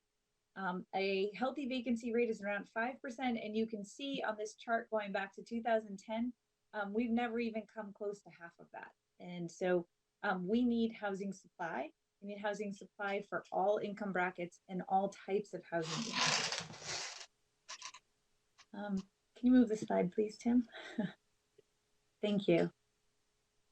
So what this is showing you is downtown Nashua. For quick orientation, the right to the center is the Nashua River. The main street, the downtown central business district, is tract 107 on that. And what you can see is the number of housing units in each of the census tracts and the total population. And while we do have a lot of housing downtown, you can see in our central business district, we actually have almost a third or more less housing units and less population living right abutting our downtown. And so this is a play that is brand new construction directly in our downtown. And that is something where we have all the infrastructure in place. We already have the roads, we already have the water, we have the sewer. This is where we want to add density, where we can already provide the services most efficiently. So this is where we want to be building new. In addition, I just want to touch, contacting my colleagues in Manchester. They've worked with this developer recently. This is a high quality developer. And while we have many wonderful developers we get to work with, we don't get to work with somebody who come in with this ability to finance a package and pull it together that often. And Manchester's worked with him on 2 projects that were both went through, and his hotel project had to go through his historic district. These aren't easy projects, and they have said that it has been very good to work with him and that they would be happy to work with him again. And I think that that's something we don't see every day. And so we're really happy to have an opportunity to work with a high quality developer. Happy to answer questions. Okay. Can you put down these presentations so I can see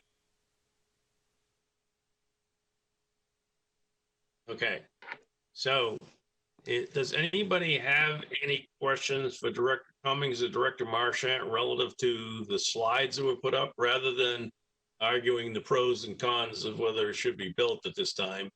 Just informational questions. Alderman Lopez, then Alderman Lou. Oh, I can ask whatever question I want because I put my hand up before you stuck your hand up. I just want to know if you communicated with the abutters and if they were supportive of this project. I'm sorry, Alderman Lopez, can you ask your question again? You broke up at the end. Have you been communicating with the abutters and are they in favor of this project? So yes, we have been communicating with all the abutters. I can't speak to whether they're all in favor. I know that some are, and I know some are not. I know that some have asked it to be different, and we will happily take those comments into consideration to try to, work with everyone to build a project that everyone can be proud of.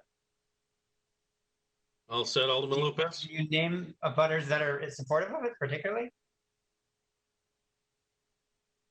Well, I guess one that was on the slide here is Jessica from Jaja Bells.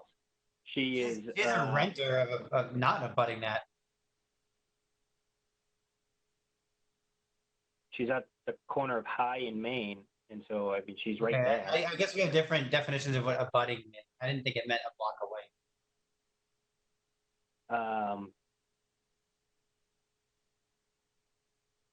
So Okay. any abutting property owner.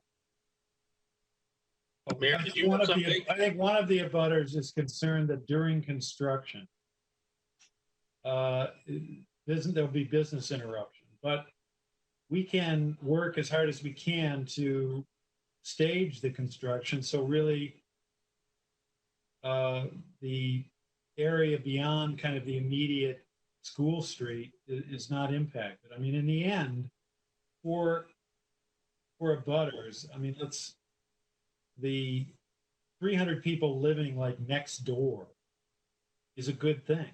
I mean, it will create business, not retard business.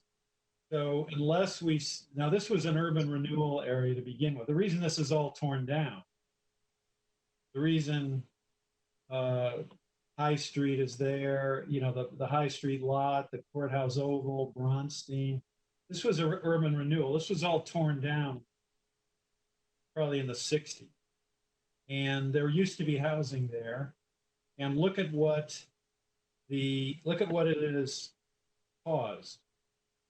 Major hole in the downtown for the last 60 years.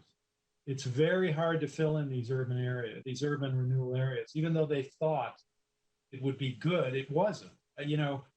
It's kind of these dead zones in the middle of downtowns, and that's what we have. And thank God we have gotten Penachuk to finally locate at the Oval. That's going to bring in customers. And but those are, of course, business office customers. And then this will provide people who are there, live there, so we'll be there more often than they're not. So in the end, I think it's good for business. Even though I appreciate it. I think that's the argument you have to make to the actual abutters.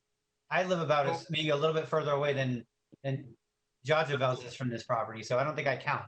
I'm saying the immediate abutters, and I know one of them is very public about his concerns about how it'll impact his business, but there's other abutters too, particularly two nonprofits, which are likely to be hurt pretty badly by this economic recession and wouldn't necessarily benefit from having more people on their doorstep if they don't provide resources that those people would benefit from. And then there's also the concern that adding a 7-story building on their, that's something you sort of need to run by them. So I'm not necessarily disagreeing personally. I'm saying it would be good to more honestly engage the abutters rather than grabbing a boutique owner from like 5 blocks away and saying, oh, she's in support of it. Or Riverwalk, which is like literally on the other side of, in a different ward. Well, Alderman Lopez. More local engagement needs to be. Alderman Lopez, you interrupted the mayor. Could he finish what he was saying? Sure. I just think we have to look at the good of the entire city and the entire down. And if I mean, there was a cafe owner on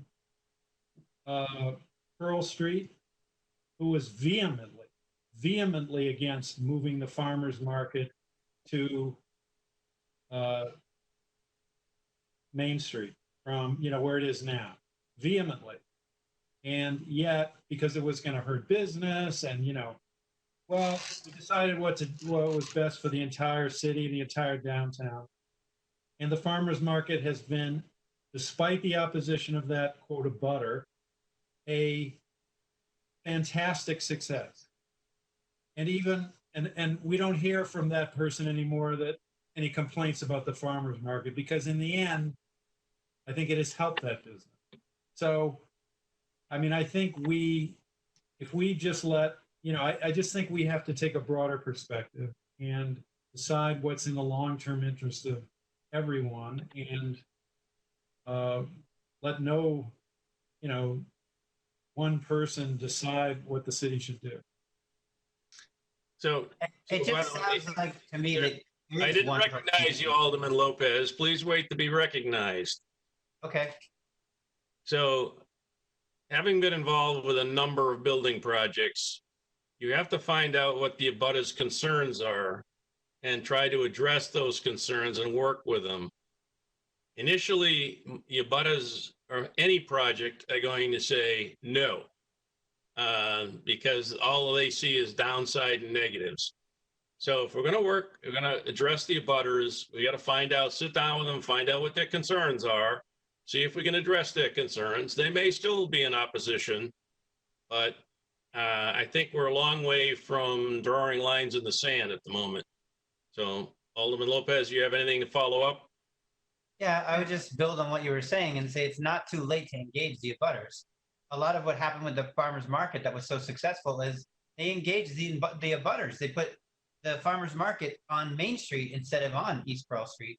And that's largely why it was so successful, because the businesses that were proximate to it were fully engaged in it. And I think that's possible here, but we need to authentically engage the abutters, not just conclude that they're going to be opposed to it. We need to get them as part of this process. If you can't get them all, you can't get them all, but. All right. Oh, we have. I mean, I've been talking to one of the abutters for years. And that abutter's opposition to a hotel was stronger than, at least initially, to residents. So, I mean, I think, and Director Cummings has talked with others, and we will try to address their concerns. They are more related, at least from what I'm hearing, have heard, more related to the construction period than afterward. I asked 3 of the abutters, and 2 of them have not been approached at all. That's why I'm bringing it up. All right, well, we'd be glad to talk to those abutters. There are only about 5. I'm only worried about the 3 that have all the square footage, so I didn't even get to all 5. But like, if you want me to help facilitate discussions, I'm happy to do that. But I think these are all very accessible people. All set? Yep, thank you. Alderman Liu. Thank you, Mr. Chairman. I just wanted to make sure I understood. Did I hear that permitting and financing would need to be finished by the closing date? Yes. Okay. Thank you. Anyone else? Alderman Jettie? Yes, I know that you said that we're going to table this tonight, and we're going to discuss it at a future date, and that my questions would be addressed at that point in time. But I didn't know if you wanted to talk tonight or save it till then. The letters that we received from Reverend Newhall and Rabbi Spirasavic about their concern about the need for more affordable housing, and their disappointment that this project would be market rate. I assume market rate means whatever the market would bear. So this would, attract a a population with higher incomes wouldn't do anything for what Reverend Newhall and Rabbi Spirasavet pointed out to be a need for more affordable housing by the population. And, you know, the mayor pointed out that this was originally housing. I remember when it was housing, and it was not high-end housing. It was very, very low income housing. So I don't know if you wanted to talk about that tonight or save it until the next round. Well, let's get all of your questions answered by the appropriate people, and then we'll have that analysis to base discussions on. And, Well, Mr. Chair, can I address that very briefly? Mayor? They are right. We need more affordable housing, no question. As Marshan and I and others have been meeting with the Interfaith Council and the two individuals that you have mentioned to talk about how we can bring about more affordable housing. But each project we have to kind of take and address what we can. We have a housing shortage in general. We are working with some others who might be able to develop projects which are entirely affordable. We have the Marshall Street apartments, which are 100% affordable, you know, workforce housing. We have the potential of another shelter downtown. So I think if we force people to, you have to do this, I think we try to diversify our developments so that we get some affordable, maybe entirely affordable, some maybe mixed, some market rate. But keep in mind, in terms of building a stronger downtown business, stronger economy downtown, we are right there in the poorest census district in the state of New Hampshire. So what downtown, you know, but that isn't to say we have a shortage of affordable housing. We should be working on it. And actually, we are talking to various people on various parcels. Maybe we could make something happen, and we're trying to make that happen.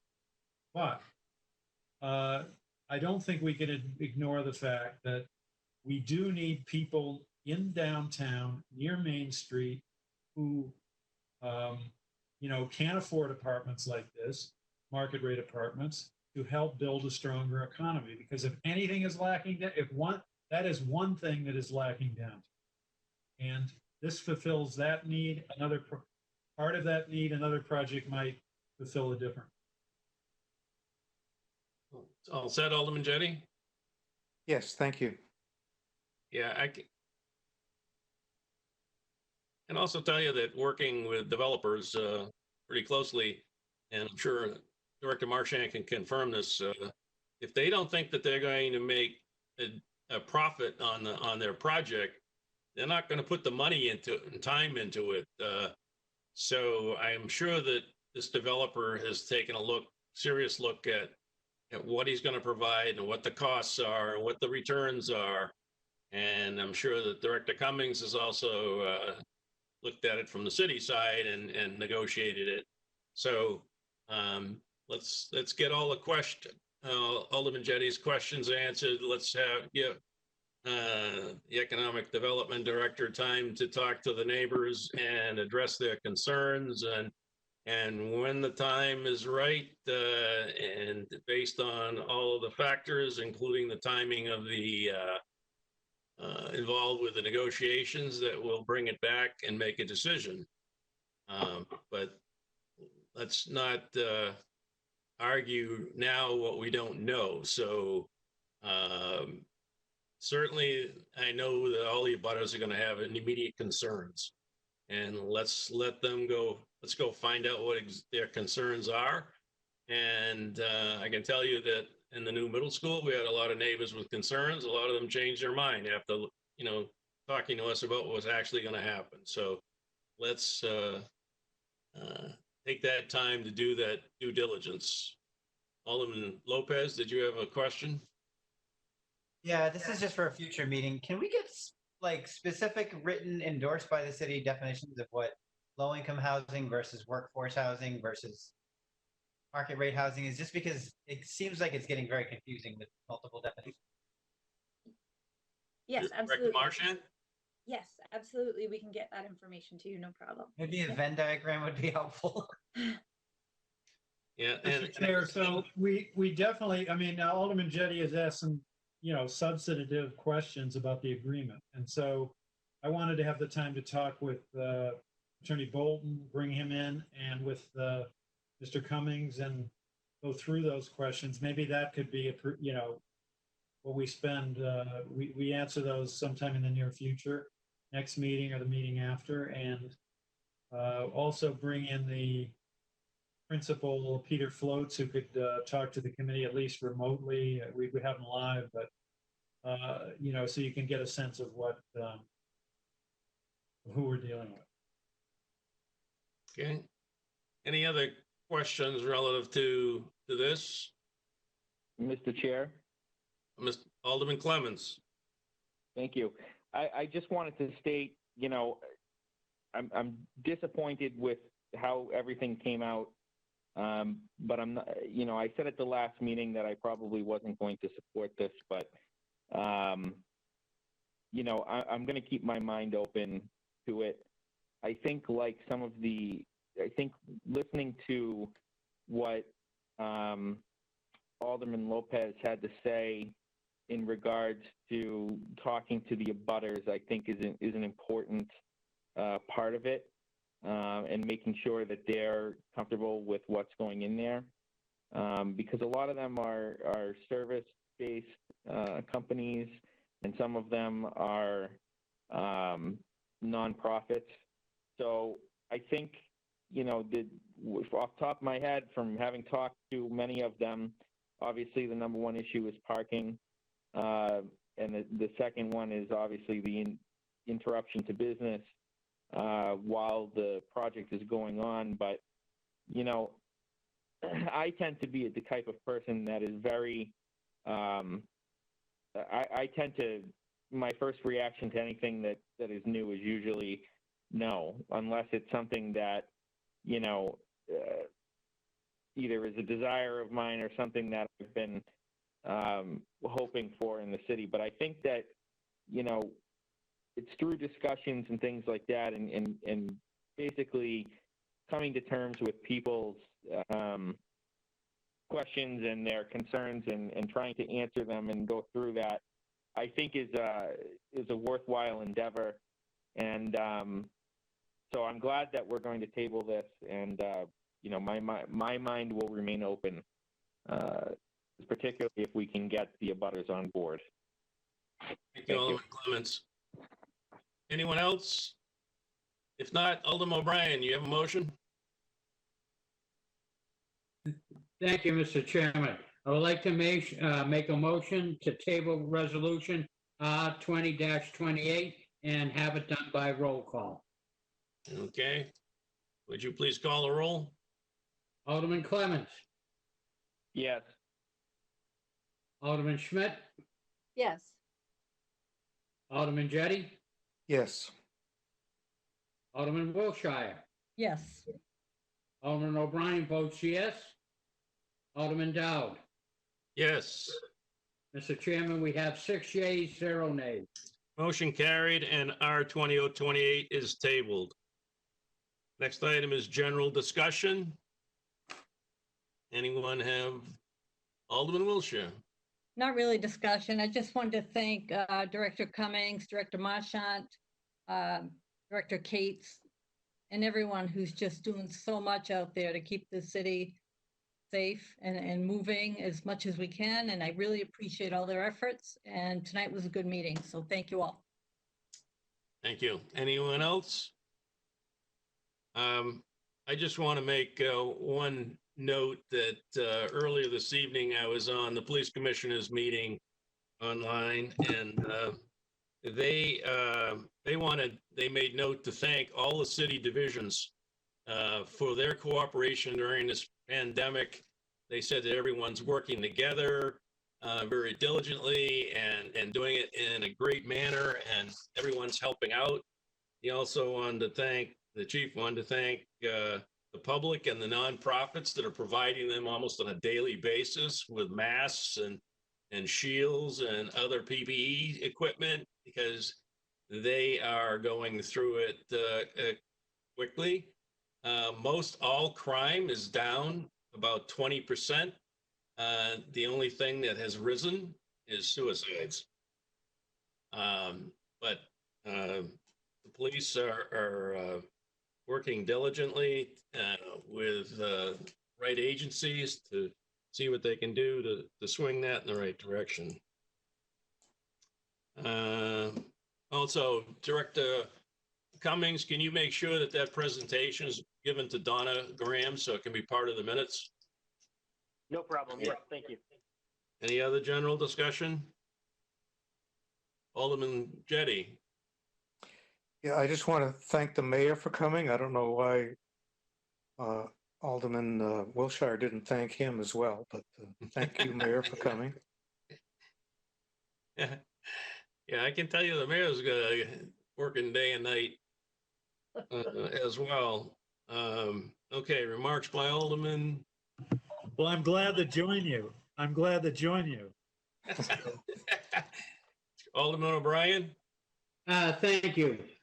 I'd like to thank my other budget committee members and to everybody that's shown up and gave very good testimony tonight.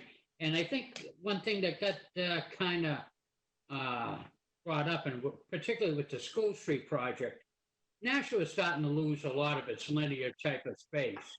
And coming from the fire department, I know that the fire department can handle vertical type of fires and vertical type of structures. And if Director Marchand ever wants to contact me and look into the future of raising what I think is now 7 stories in this city, and if we look to go a little bit more vertical than that, I think having a vertical stance in this city would not be a bad idea.